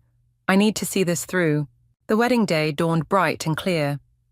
Rosewood Gardens looked exactly as I'd imagined it would for my own ceremony. White chairs arranged on the manicured lawn, floral arches framing the altar, champagne stations gleaming in the sunlight. I wore a simple blue dress, nothing that would draw attention. Archer had arranged for me to be seated near the front on the groom's side. As I took my place, I caught Esme's eye from where she waited inside the garden house. Her face went slack with shock, then hardened with determination. She disappeared inside, presumably to warn Benjamin, who would be with the groomsmen. Too late. The ceremony began. Archer stood at the altar, handsome in his tuxedo, betraying no hint of what was to come. The bridesmaids processed, then the flower girl. The music changed, and Esme appeared on her father's arm, radiant in a gown that looked suspiciously like the one I'd designed for myself. As she reached Archer, he took her hands in his, smiling down at her with convincing tenderness. The officiant began the ceremony. If anyone can show just cause why this couple cannot lawfully be joined together in matrimony, let them speak now or forever hold their peace. Archer squeezed Esme's hands, his smile never faltering. Actually, he said, his voice carrying across the hushed gathering, I have something to say. And with that, the reckoning began. A collective gasp rippled through the guests as Archer released Esme's hands. I've recently discovered something about my bride, he continued, his voice steady. Something I think our friends and family should know before we proceed. Esme's face drained of color. Archer, please. Esme has been having an affair with Benjamin Foster. He gestured toward the groomsmen, where Benjamin stood frozen in horror. My best man, my friend. Murmurs swept through the crowd. I sat perfectly still, my heart hammering against my ribs. But that's not all, Archer continued. Together, they've stolen nearly $200,000 from my family's company. Money that funded this wedding. Money that paid for the dress you're wearing. Esme's father stood. What is the meaning of this? I have proof.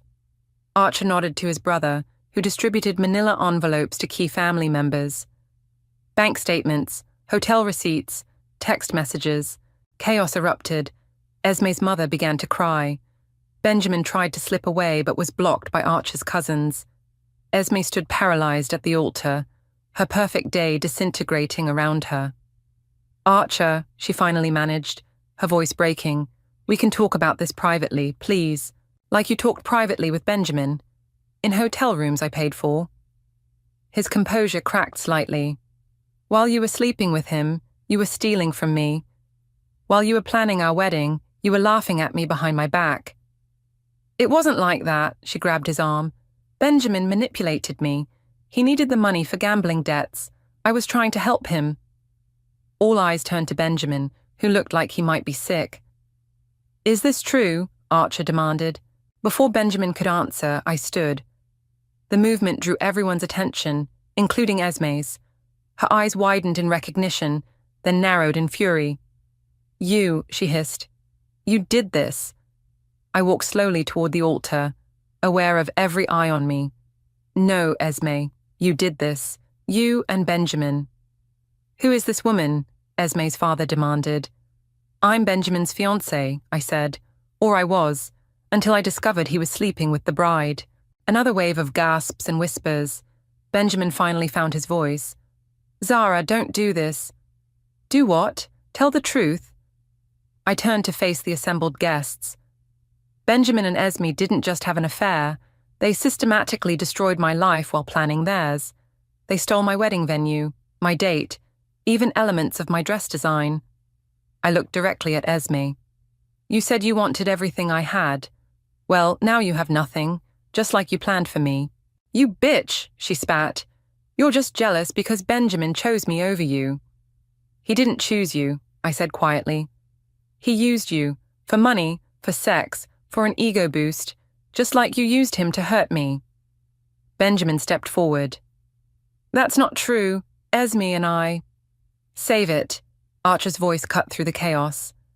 "The wedding is off.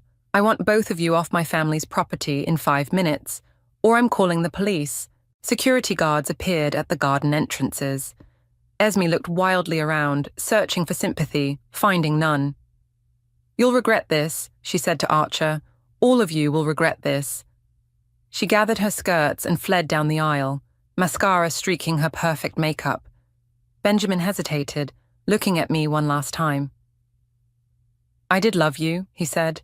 "In my way. Your way wasn't good enough." I turned my back on him, listening to his footsteps fade as he followed Esme out of the garden. The aftermath was surprisingly orderly. Archer apologized to the guests, offering them reception food and drinks despite the cancelled ceremony. Many stayed, turning the non-wedding into an impromptu party celebrating Archer's narrow escape. I found him by the champagne fountain, looking dazed but relieved.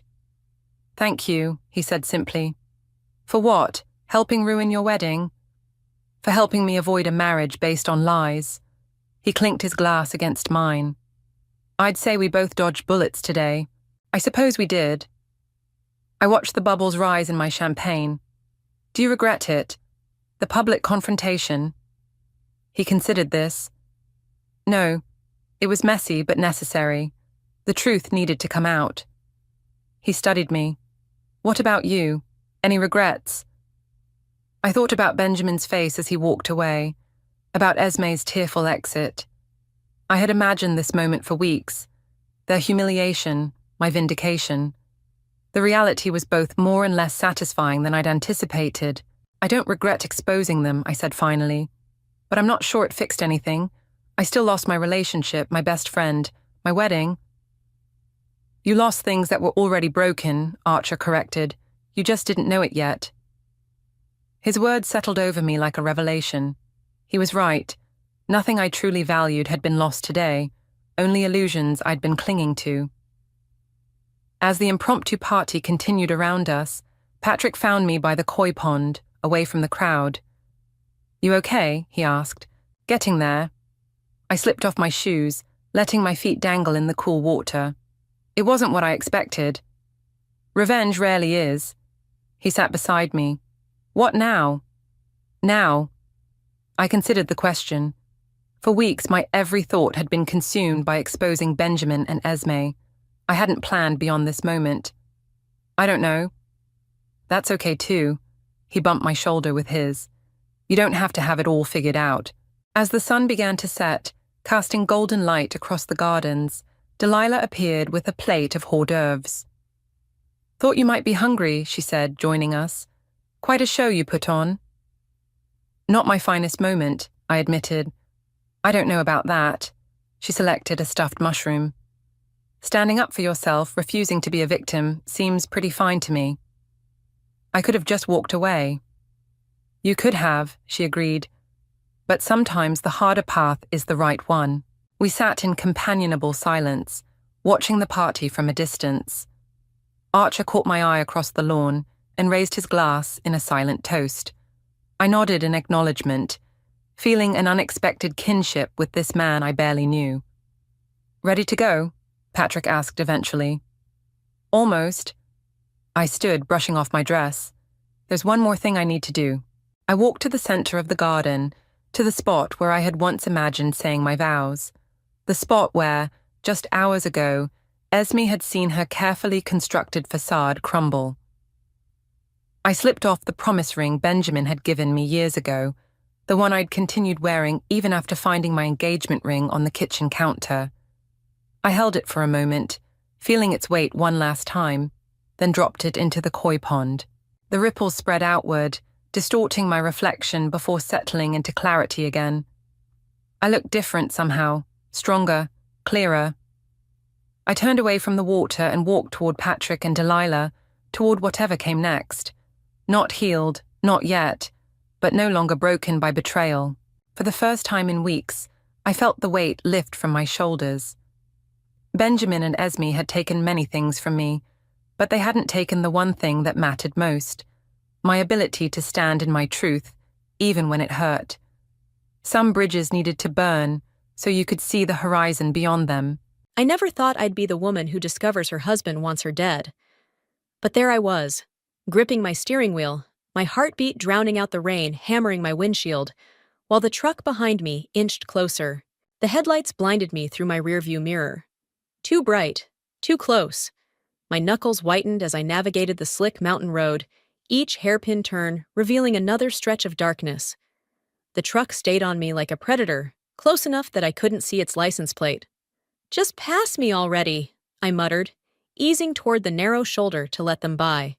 They didn't pass. Instead, the truck accelerated, its grille suddenly filling my mirror. The impact came with a sickening crunch of metal. My car lurched forward, tires losing their grip on the wet asphalt. I screamed as my sedan smashed through the guardrail and plummeted down the embankment. The world spun, glass shattered. Pain exploded across my chest as the airbag deployed. Then darkness. I woke to the hiss of rain on crumpled metal and the copper taste of blood in my mouth. My car rested at an impossible angle against a tree, 20 feet down the slope. Above, through the shattered window, I could see the gap in the guardrail where I'd gone through. No sign of the truck. My phone had fallen somewhere in the wreckage. With trembling fingers, I unbuckled my seatbelt and nearly collapsed onto the driver's side door. Every movement sent shards of pain through my ribs.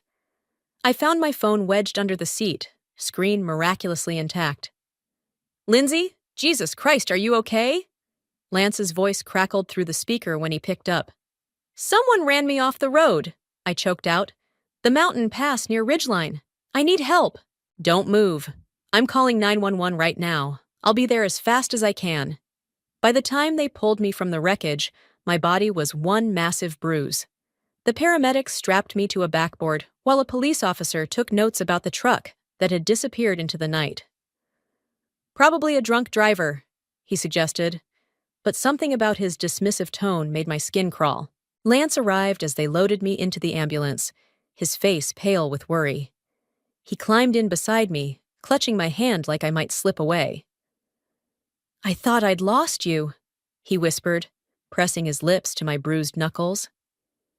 At the hospital, they confirmed 3 cracked ribs, a mild concussion, and enough bruising to make movement torture. Lance never left my side, fetching ice chips and adjusting my pillows with the attentiveness that had made me fall in love with him 8 years ago. "You need anything else?" he asked, smoothing my hair back from my forehead.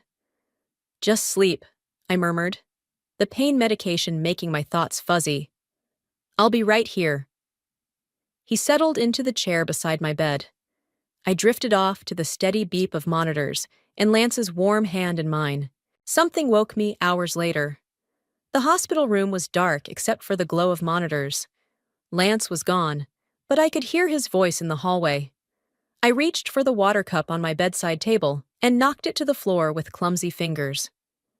"Wasn't supposed to happen like this," Lance was saying, his voice low and urgent. "The whole point was to make it look like an accident." I froze, cup forgotten on the floor. "She survived," a man's voice responded. "We need to regroup. The insurance policy is ironclad. $3 million if she dies accidentally. Nothing if it looks suspicious." The words hit me like another truck. My husband, my Lance. The man who'd held my hand in the ambulance, who'd promised to love me forever, was discussing my death like a business transaction. "We stick to the plan," Lance continued. "She trusts me completely. That's our advantage. And if she suspects something, she won't. Lindsay sees what she wants to see. Always has." I pressed a hand to my mouth to stifle the sound, trying to escape my throat. Not a scream. Not a sob. Something primal and wounded that would give me away. "The medication they've got her on will make her confused," Lance said. "If she remembers anything about the truck, I'll convince her it was her imagination. Post-traumatic stress. Just make sure it's done before the quarterly audit. We can't risk her finding those transfers." 2 weeks, 3 at most. Their voices faded down the hallway. I lay perfectly still, tears streaming silently into my hair.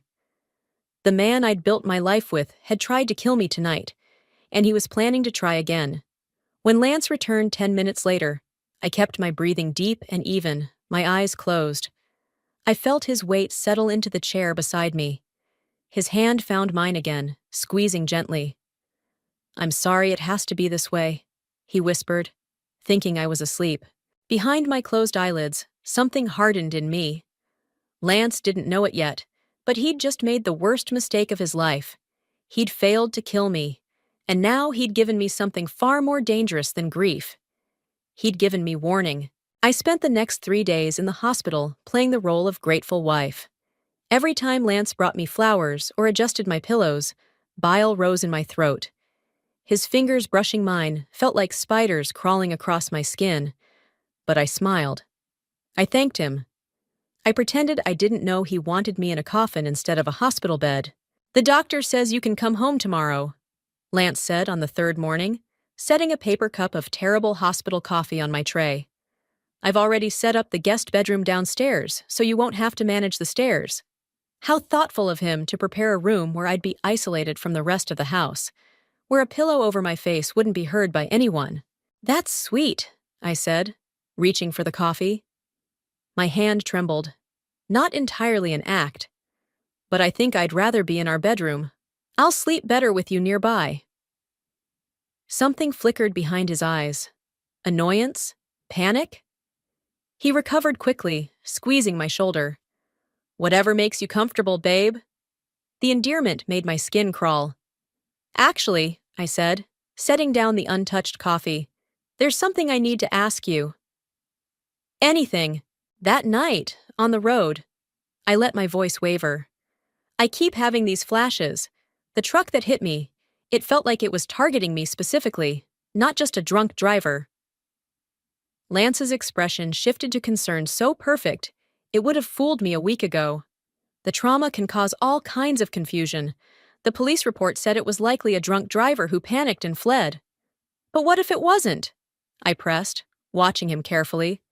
"What if someone wanted to hurt me?" He sat on the edge of my bed, taking my hand in both of his. "Lindsay, who would want to hurt you?" The audacity of the question made me want to scream. Instead, I looked down at our joined hands and whispered, "I don't know. That's what scares me." "Hey," he tilted my chin up. You're safe now. I won't let anything happen to you.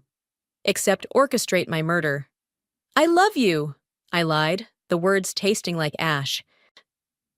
That night, after Lance left for home, I called Alea. My best friend since law school arrived 20 minutes later with contraband chocolate and fierce determination in her eyes. Jesus, Lindsay, she gasped, taking in my bruised face. You look like you went 10 rounds with a heavyweight. You should see the car. I attempted a smile, but it faltered. I need to tell you something, and you can't react loudly. Her expression sobered instantly. What's wrong? I told her everything, the crash, waking up, overhearing Lance's conversation. With each word, Alea's face darkened like a gathering storm. That motherfucking... Shh! I grabbed her wrist. I need you to help me, not murder him in the hospital parking lot. That can be plan B, she muttered, but lowered her voice. What do you need? First, I need somewhere to go after I'm discharged. Somewhere Lance won't think to look. My place, obviously. I shook my head. That's the first place he'd check. I need to disappear while I figure out what he's up to. What about your firm's corporate apartment? The one they keep for clients? It wasn't perfect, but it would work. I'll need access to our home office, too. Lance mentioned something about transfers that I might find during an audit. You think he's stealing from you? I don't know what he's doing, but I'm going to find out. The next morning, I went home with Lance. The familiar walls of our craftsman-style house felt like a prison now. Every corner held memories I couldn't trust anymore. 8 years of marriage, reduced to a lie. Let me help you upstairs, Lance said, reaching for my elbow. I flinched away instinctively, then covered it with a wince. Sorry, still sore. His smile tightened. Of course. That night, I lay beside him in our bed, listening to his breathing deepen into sleep. When I was certain he wouldn't wake, I eased out from under the covers.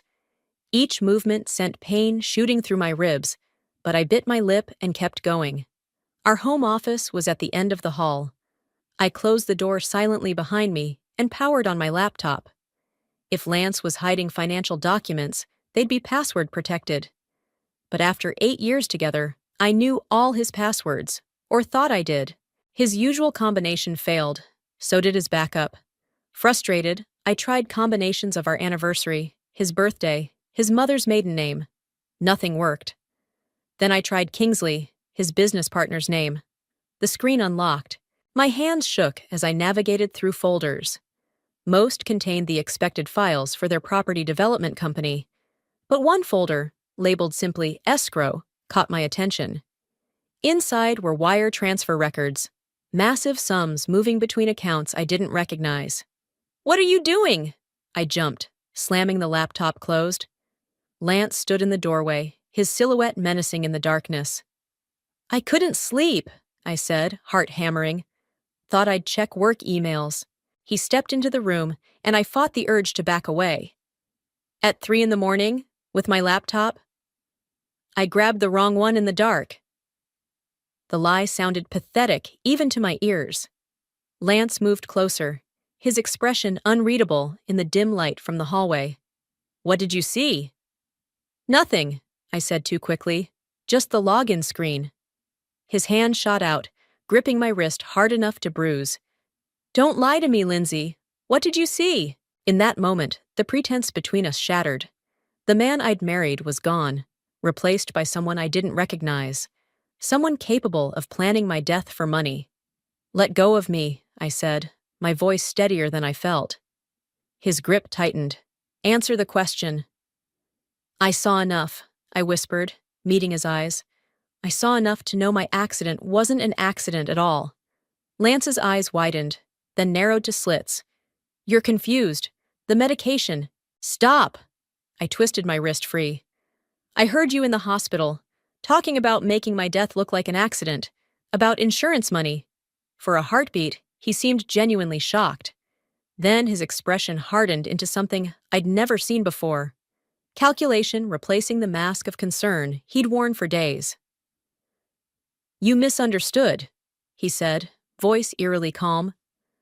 I was discussing a client's insurance policy with Kingsley. At 3 in the morning? In my hospital room? I backed toward the door. Do you think I'm stupid? I think you're traumatized and jumping to insane conclusions. He stepped closer, blocking my exit. Listen to yourself, Lindsay.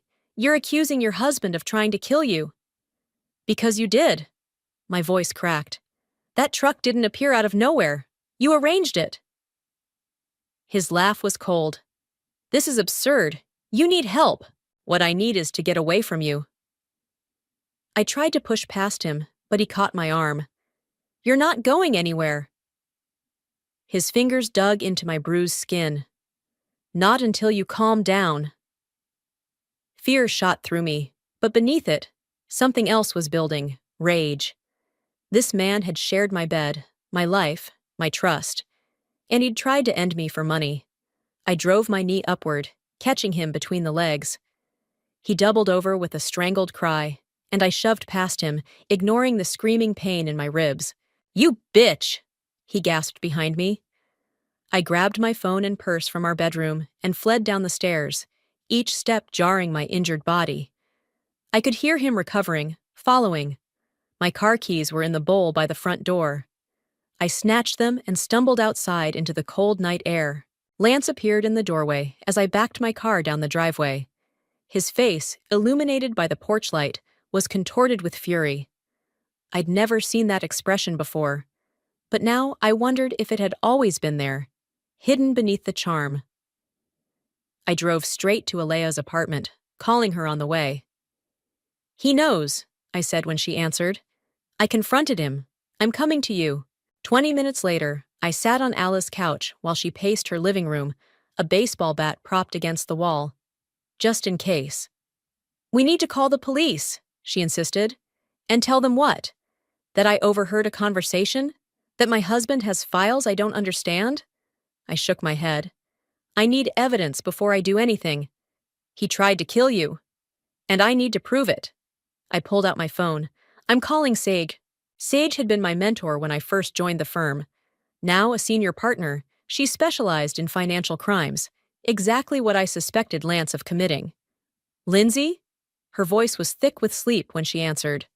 It's 4 in the morning. I know, I'm sorry. But I need your help, and it can't wait. By sunrise, I was in Sage's office downtown, surrounded by stacks of financial documents I'd pulled from our home safe before leaving. Sage studied them through her reading glasses, her expression growing grimmer by the minute. These transfers, she said, tapping a statement. They're structured to avoid detection. Small enough to fly under regulatory radar, but they add up to millions. Lance's company handles property development deals, I said. Could it be legitimate? She gave me a look that made me feel like a first-year associate again. Legitimate businesses don't need to hide their transactions. This has all the hallmarks of money laundering. My stomach dropped. So he's not just trying to kill me for insurance money. He's protecting something bigger. Much bigger. Sage removed her glasses. Lindsay, if what you're telling me is true, you're in serious danger. Lance won't stop coming after you. I know. I rubbed my temples. But I can't just disappear. My whole life is here, my career, my friends. Then you need leverage. She leaned forward. Something that makes you more valuable, alive than dead. I thought about the laptop, the files I'd glimpsed. The evidence is in his computer, and in whatever audit he's worried about me conducting. The quarterly compliance audit, Sage nodded. It's scheduled for next week. Your department handles it. I'm supposed to be on medical leave. Perfect cover. You can access everything without raising suspicion. She squeezed my hand. But you can't go home. Not until this is resolved. I'll use the firm's apartment, I said. No one knows about it except the partners. Alea arrived with coffee and a change of clothes. Her eyes were red-rimmed from lack of sleep, but her voice was steady. Lance called me 3 times looking for you. I told him I hadn't heard from you. He didn't believe you. Probably not. She handed me a coffee. But he can't prove otherwise. My phone buzzed with a text from Lance. We need to talk. Please come home. I'm worried about you. I showed it to Alea, who snorted. Worried about his plan falling apart, more like. Another text arrived. I understand you're confused and scared. Let me explain everything. I love you. He's trying to gaslight you, Sage said, reading over my shoulder. Classic abuser tactic. I typed a response. I need time to think. I'm safe. Please don't contact me for a while. His reply was immediate. Where are you? I'll come to you. I turned off my phone. What now? Alea asked. I stared at the financial documents spread across Sage's desk. Now I become the best damn forensic accountant this firm has ever seen. Lance thinks I'm a problem to eliminate. I'm about to become his worst nightmare. My phone lit up again. Not Lance this time, but Kingsley. The message chilled me to the bone. Whatever you think you know, you're wrong. For your own safety, stop digging. I stared at Kingsley's message until Alice snatched the phone from my hands. That manipulative bastard, she hissed after reading it. He's trying to scare you off. It's working, I admitted, my hands trembling. If Kingsley's involved too, they have resources, connections. They could— Stop. Sage's voice cut through my spiraling thoughts. This is exactly what they want. Fear paralyzes. We need you thinking clearly. She was right. I took a deep breath, wincing at the pain in my ribs. I need to talk to Kingsley, face to face. Absolutely not, Alea protested. In a public place, I clarified. Somewhere they can't touch me. Sage considered this. It could work to our advantage. Keep him talking while we gather evidence. 3 hours later, I sat at a corner table in Meridian, the upscale restaurant where the firm often entertained clients. My bruised face had drawn concerned looks from the hostess, but I'd blamed it on my accident with a tight smile. The lunch crowd provided the perfect cover, witnesses everywhere, including 2 associates from my firm at a nearby table. Kingsley arrived precisely on time, immaculate in his tailored suit. His expression betrayed nothing as he slid into the seat across from me. Lindsay, he nodded, signaling for the waiter. You're looking— well, considering. Cut the crap, Kingsley. I leaned forward. I know what you and Lance are doing. He ordered a scotch, neat, before responding. And what exactly do you think we're doing? Money laundering through your development projects and planning my convenient accident to collect insurance money. His face remained impassive, but I caught the slight tightening around his eyes. That's quite an accusation. Based on what? A conversation you overheard while heavily medicated? Based on the transfers I found, the ones structured to avoid detection. I took a calculated risk. The ones I've already copied and secured. The waiter returned with Kingsley's scotch. He took a slow sip, studying me over the rim of his glass. Lance said you might have seen some files. Files you misunderstood. Ha, I understand enough. Do you? He set down his glass. Do you understand that some very powerful people are involved in our business dealings? People who wouldn't appreciate scrutiny? The threat wasn't subtle. I forced myself not to flinch. Is that why you tried to kill me? Because I might notice discrepancies during the quarterly audit? Something flickered across his face. Surprise? Lindsay, I had nothing to do with your accident. But you know it wasn't an accident. He didn't deny it. Instead, he leaned closer. Lance has made some questionable decisions recently, decisions I advised against. Like murdering his wife? Like involving his wife in the first place? Kingsley's voice dropped lower. The insurance policy was his idea, a contingency plan he called it. My stomach twisted. So you're throwing Lance under the bus to save yourself? I'm trying to help you understand the situation before you do something that can't be undone. He glanced around the restaurant. These people Lance is involved with, they don't allow loose ends. People like you? People far more dangerous than me. He finished his scotch. Walk away, Lindsay. Take a settlement from Lance, sign an NDA, and disappear. It's the only way this ends well for you. And if I don't? His smile didn't reach his eyes. Then I can't protect you. I don't need your protection, I said, though my heart hammered against my bruised ribs. I need the truth. Kingsley stood, buttoning his jacket. The truth is rarely simple and never free. Ask yourself what it's worth to you. He left me sitting alone, my untouched water glass sweating onto the tablecloth. Back at the firm's apartment, I paced the living room while Alea and Sage processed what I'd learned. Kingsley's trying to distance himself, Sage concluded. Classic self-preservation. But he confirmed Lance planned to kill you, Alea added. That's something we can use. I shook my head. It's still just hearsay. We need concrete evidence. My phone buzzed with a text from an unknown number. Check your email. K. I opened my work email to find a message from an anonymous account. The attachment was a PDF. Bank statements showing transfers from an offshore account to a shell company I recognized from Lance's files. Is Kingsley helping us? Alea peered over my shoulder. Or setting a trap, Sage warned. This could be his insurance policy against Lance. If things go south, he has proof he cooperated. I forwarded the email to Sage's secure server. Either way, it's more than we had before. It's still not enough, Sage said.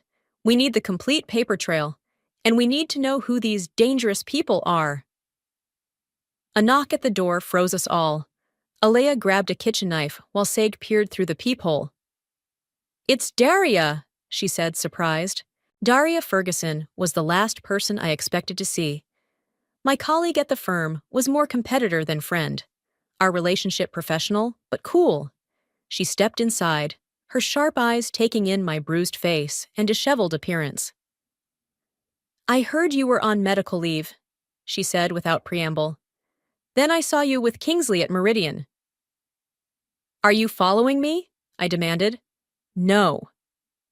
She placed a flash drive on the coffee table. But I've been following Lance and Kingsley for months. We all stared at the tiny device. What is this? I finally asked. Evidence. Daria's expression was grim. I'm on the compliance team for the quarterly audit. 3 months ago, I noticed irregularities in accounts connected to their development company. I've been building a case ever since. Why are you giving this to me? Because someone tried to break into my apartment last night. Her voice was steady, but I saw fear in her eyes. And because you deserve to know what your husband is really involved in.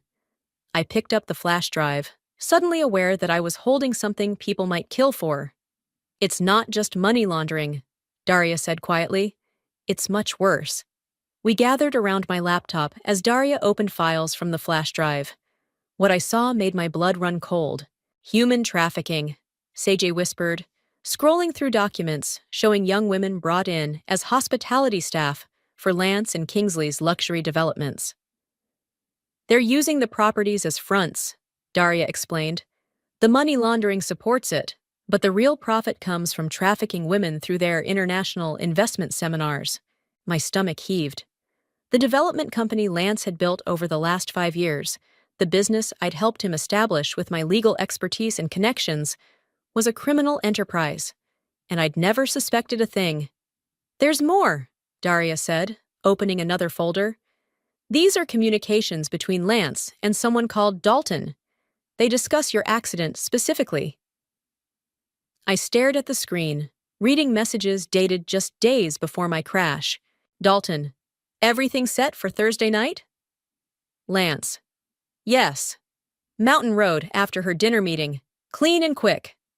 Dalton, price is $50K. Half now, half when it's done. Lance, already transferred. Make it look like an accident. Dalton Moore, I breathed. The name hit me like another car crash. I know him. 3 pairs of eyes turned to me.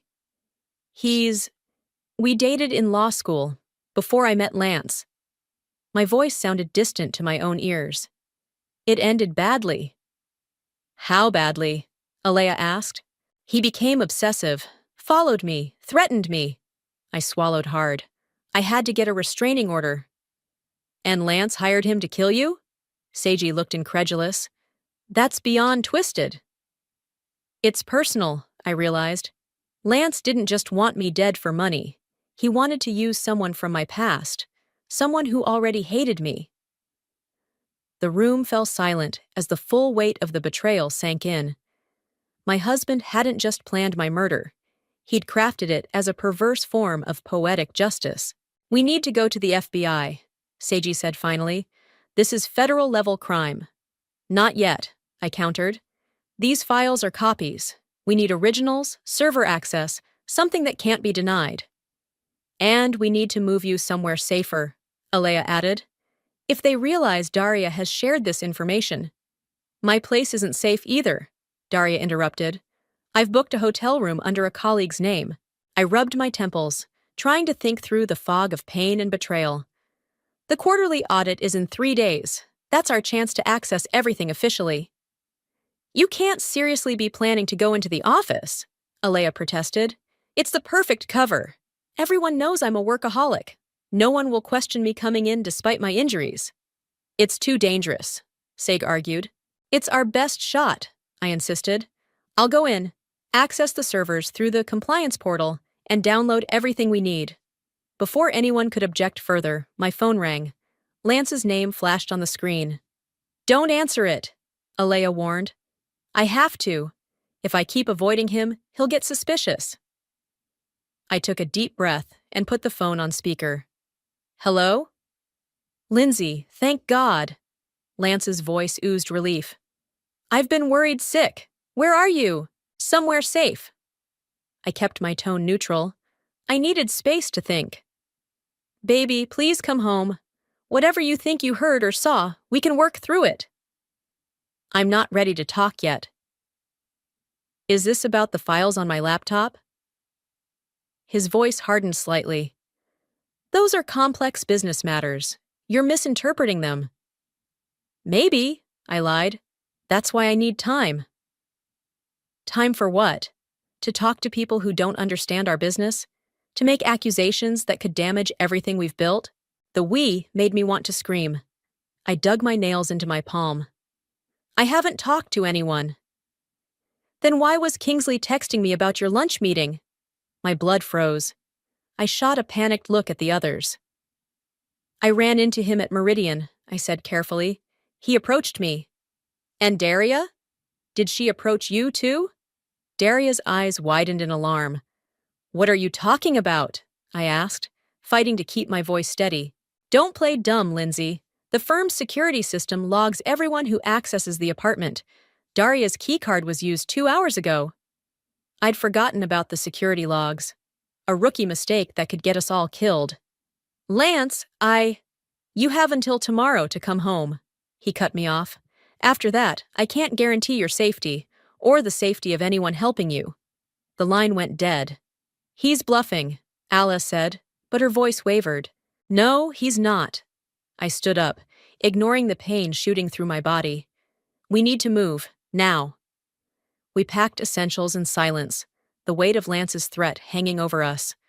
As Daria gathered the flash drive and laptop, her phone chimed with a text. The color drained from her face. "What is it?" I asked. She turned the screen toward me. It showed a photo of her apartment door, slightly ajar, with a simple message. "Too late? We need to split up," Seiji decided. "Different locations. Minimize the risk." "No," I said firmly. "That's exactly what they want. To isolate us, pick us off one by one." I grabbed my purse and the laptop. There's only one place we can go where Lance won't expect us, where we'll have the protection we need. "Where?" Daria asked. "To find Dalton Moore." I met their shocked expressions with grim determination. "The man Lance hired to kill me is our best chance at staying alive." "That's insane," Alea protested. "Maybe, but Lance doesn't know I know about Dalton, and Dalton doesn't know I survived the hit he was paid for." I headed for the door. Sometimes the most dangerous place is the safest. Finding Dalton wasn't difficult. Despite the years that had passed, I still remembered his patterns, his preferences. Some obsessions leave permanent marks on both parties. He owned a dive bar on the edge of town called The Last Call. Fitting, considering his side business. The neon sign buzzed and flickered as we pulled into the gravel parking lot just after midnight. This is a terrible idea, Alea muttered from the passenger seat. We'd left Sage and Daria at a motel outside the city limits, reasoning that splitting into pairs was safer than staying together or separating completely. Probably, I agreed, staring at the bar's grimy windows. But we're out of good options. What exactly is your plan here? Walk up to the man who tried to kill you and ask for protection? I checked my reflection in the rearview mirror. My bruised face told its own story. I'm going to offer him something better than what Lance paid him. Your husband already tried to have you killed once, Alea reminded me. What makes you think Dalton won't just finish the job? Professional pride. I reached for the door handle. He failed, and someone else knows he failed. That damages his reputation. That's a hell of a gamble. Stay in the car, I told her. If I'm not back in 20 minutes, call Seiji and get as far away as possible. The bar's interior matched its exterior, dingy, dark, and smelling of stale beer and desperation. A few patrons hunched over their drinks, none bothering to look up as I entered. Behind the bar stood Dalton, older than I remembered, but still recognizable.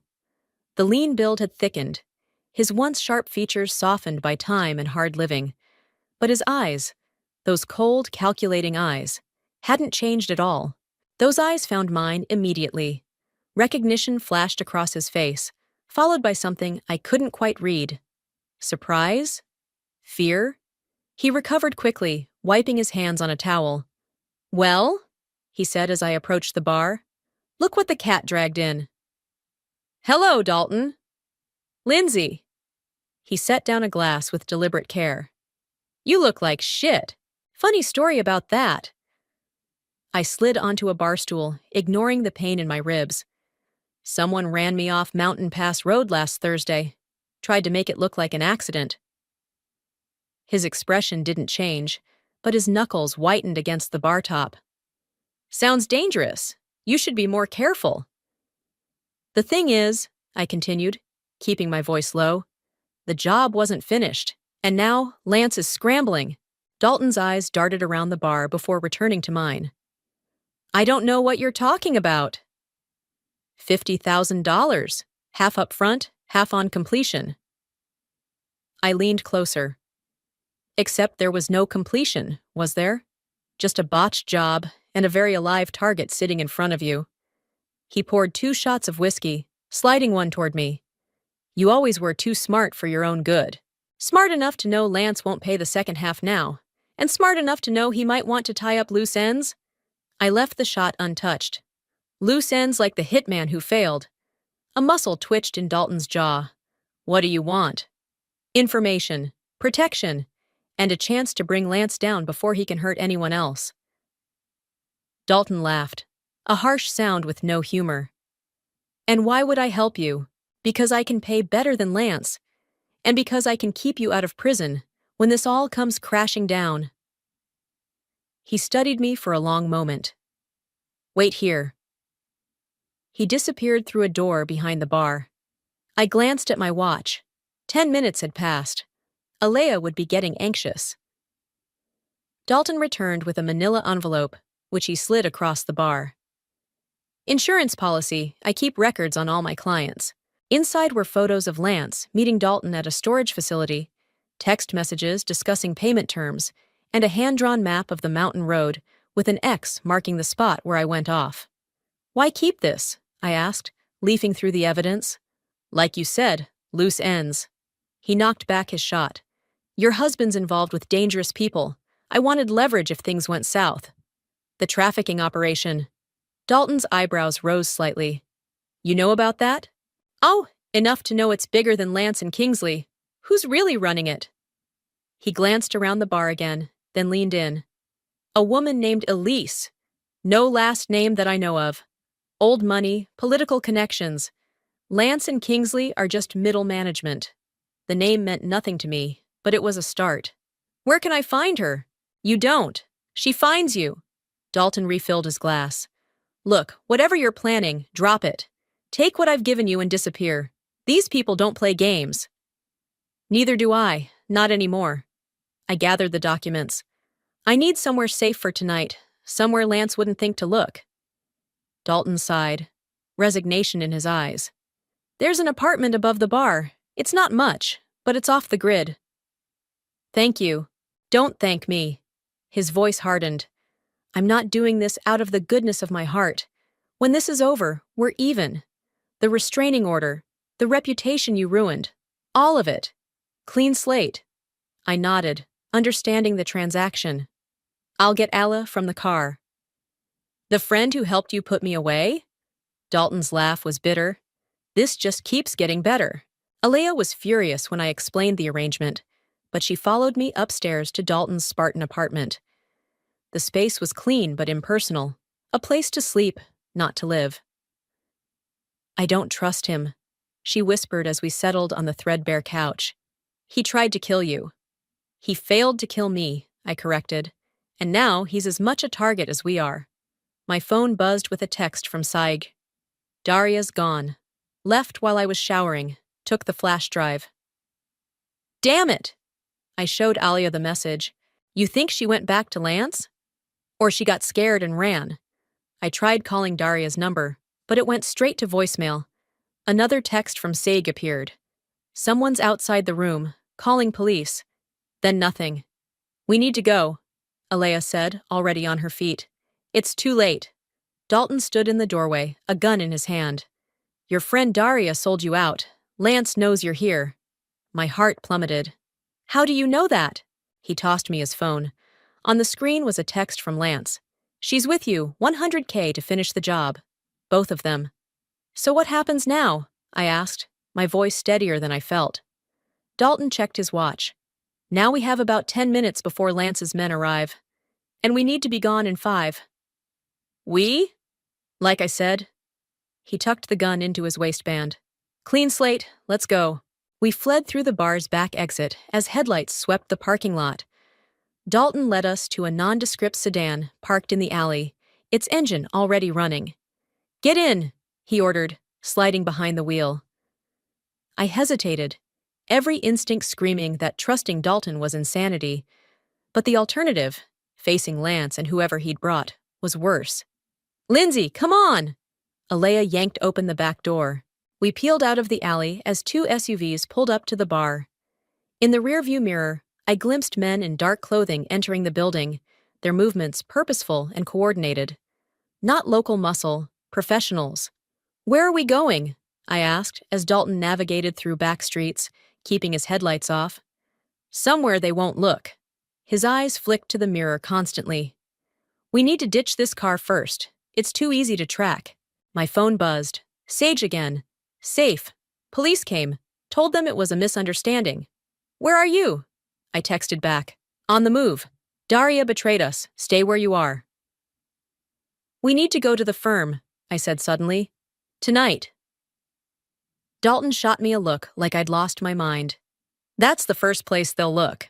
Whoa, exactly why they won't expect us to go there. I leaned forward between the seats. The quarterly audit starts tomorrow. The compliance team will be working late tonight, preparing the servers. The security will be focused on the main entrance, but I know another way in. And once we're inside, Alea asked, we get everything. The original files, server access, all of it. Enough to take to the FBI with ironclad proof. Dalton shook his head. Too risky. More risky than running with no plan? I challenged.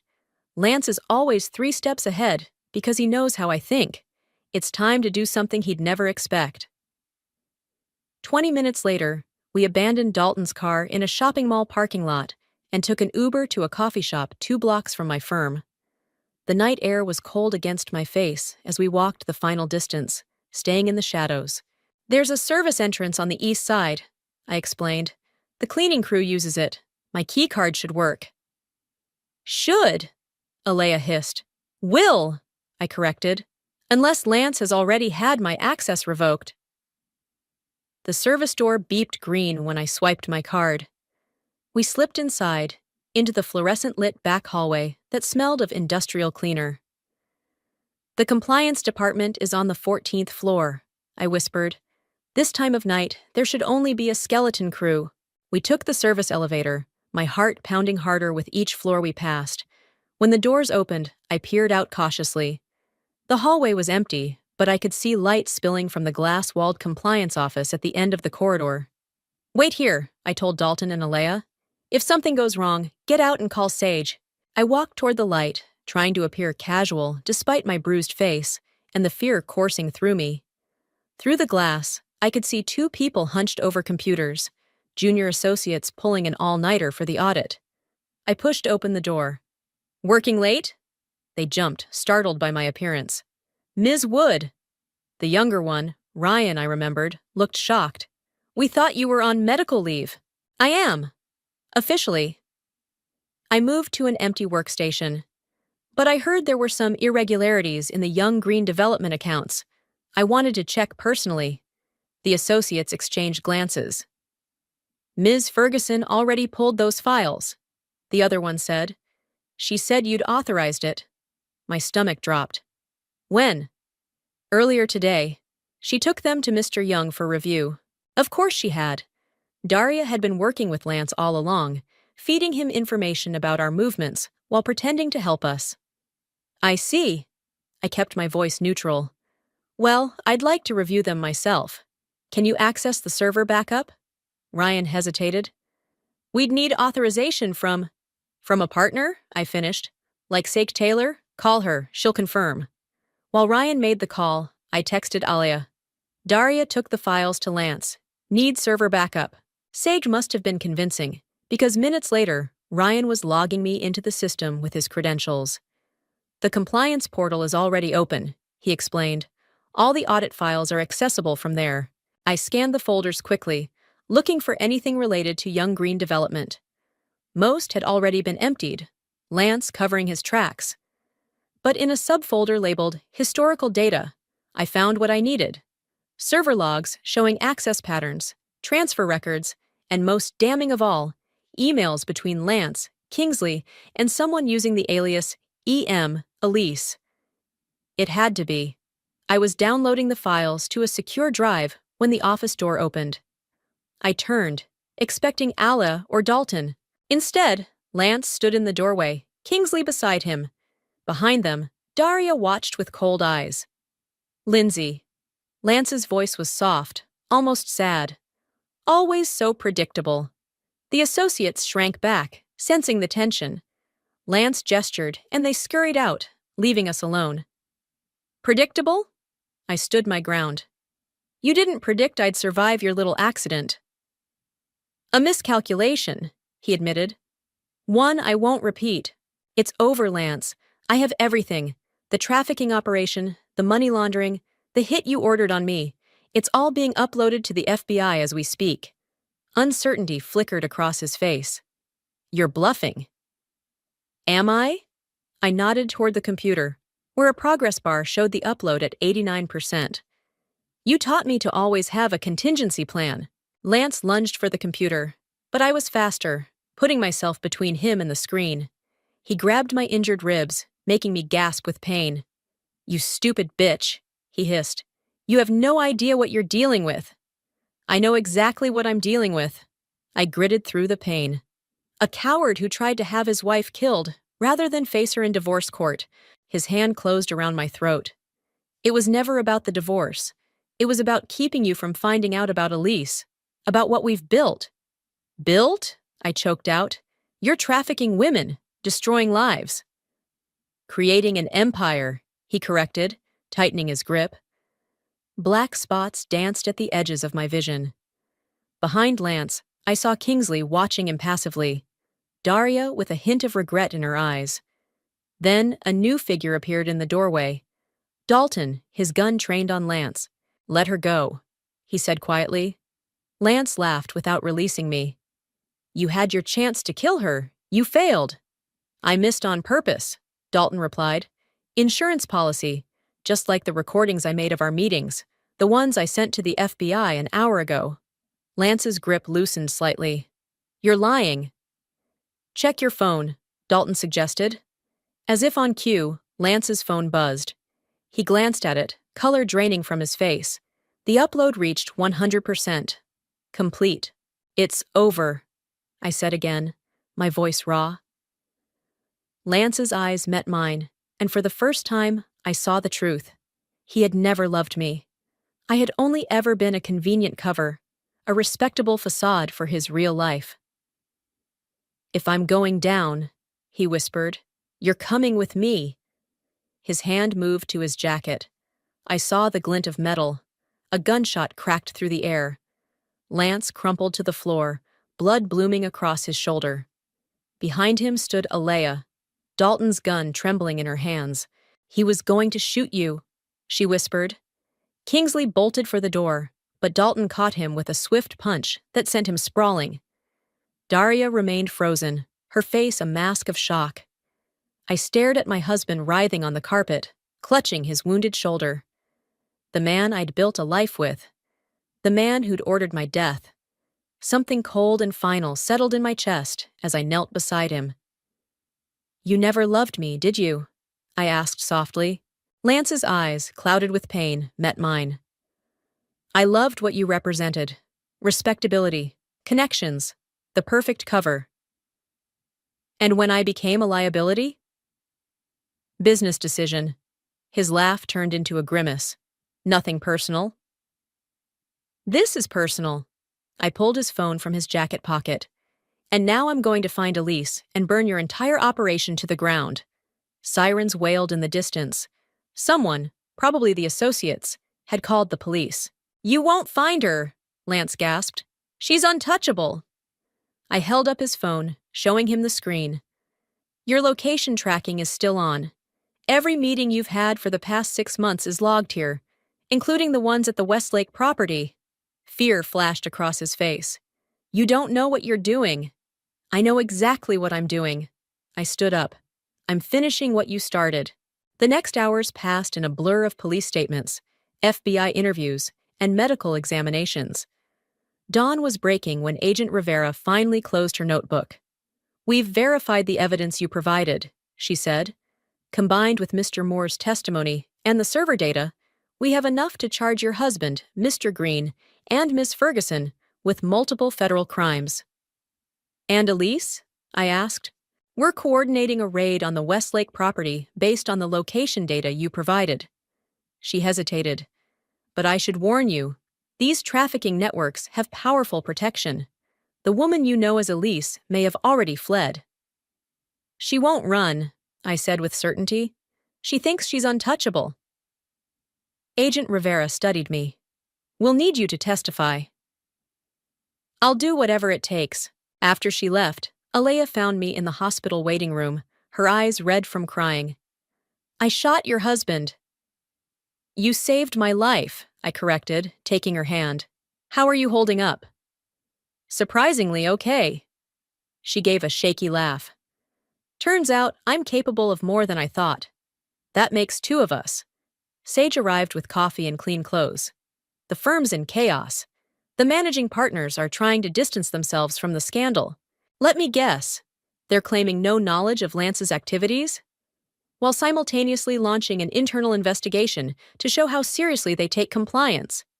Sage's smile was cynical. "Politics as usual." "What about you?" Alia asked me. "What happens now?" I considered the question. For days, I'd been focused solely on survival and justice. I hadn't thought beyond exposing Lance. "First, I'm going to the Westlake property," I decided. "I need to see this through to the end." "The FBI won't let you anywhere near an active raid," Seiji warned. "They don't need to know I'm there." 3 hours later, I watched from a hill overlooking the luxury development as FBI agents swarmed the property. Black SUVs lined the circular driveway of the main house, a modernist mansion of glass and steel that Lance had proudly shown me in architectural renderings.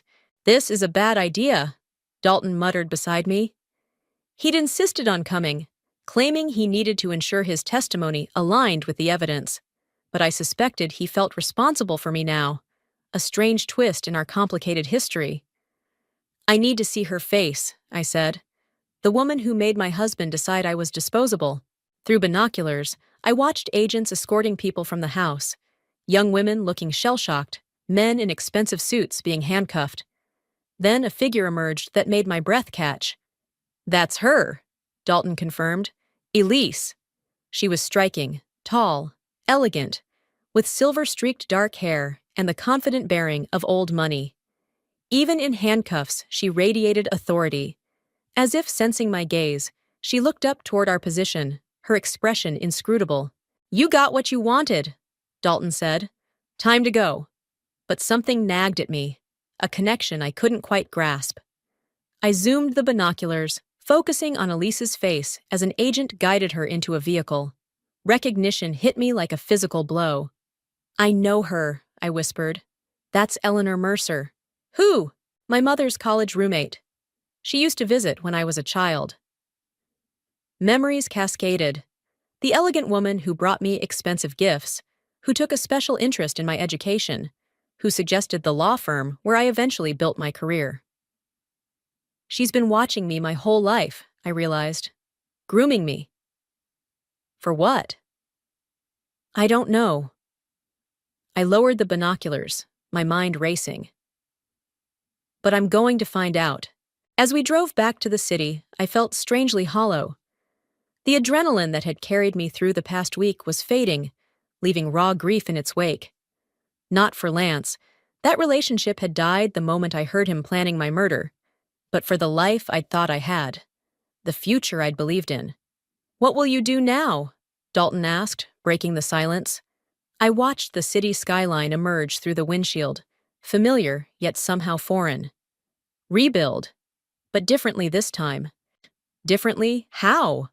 I thought about Lance, about Elise, about the elaborate deception that had shaped my life without my knowledge, about how easily I'd accepted the version of reality they'd constructed. "With my eyes open," I said. "No more convenient blindness. No more trusting without verifying." Dalton nodded, understanding in his eyes. "The world's uglier that way. But real." I turned to watch the sunrise painting the clouds in fierce oranges and reds. I'd rather live in an ugly truth than a beautiful lie. As we reached the city limits, my phone rang. Agent Rivera with news. They'd found documentation at the Westlake property linking Elise's operation to political figures, judges, even law enforcement. The case was expanding by the hour. "We'll need you to come in again," she said. "There are connections here we don't fully understand yet." I'll be there," I promised, thinking of Eleanor Mercer's, Elise's, calculating eyes. The way she'd looked at me on that hillside, not with the shock of someone caught, but with the frustration of a chess player whose carefully arranged pieces had been scattered. This wasn't over, it was just beginning. I ended the call and straightened my shoulders, embracing the clarity that comes after devastation. Lance had tried to destroy me, believing I was just another piece in his game. Instead, he'd stripped away my illusions and forced me to become something stronger, more dangerous than the trusting woman he'd married. He'd tried to bury me. He didn't realize I was a seed,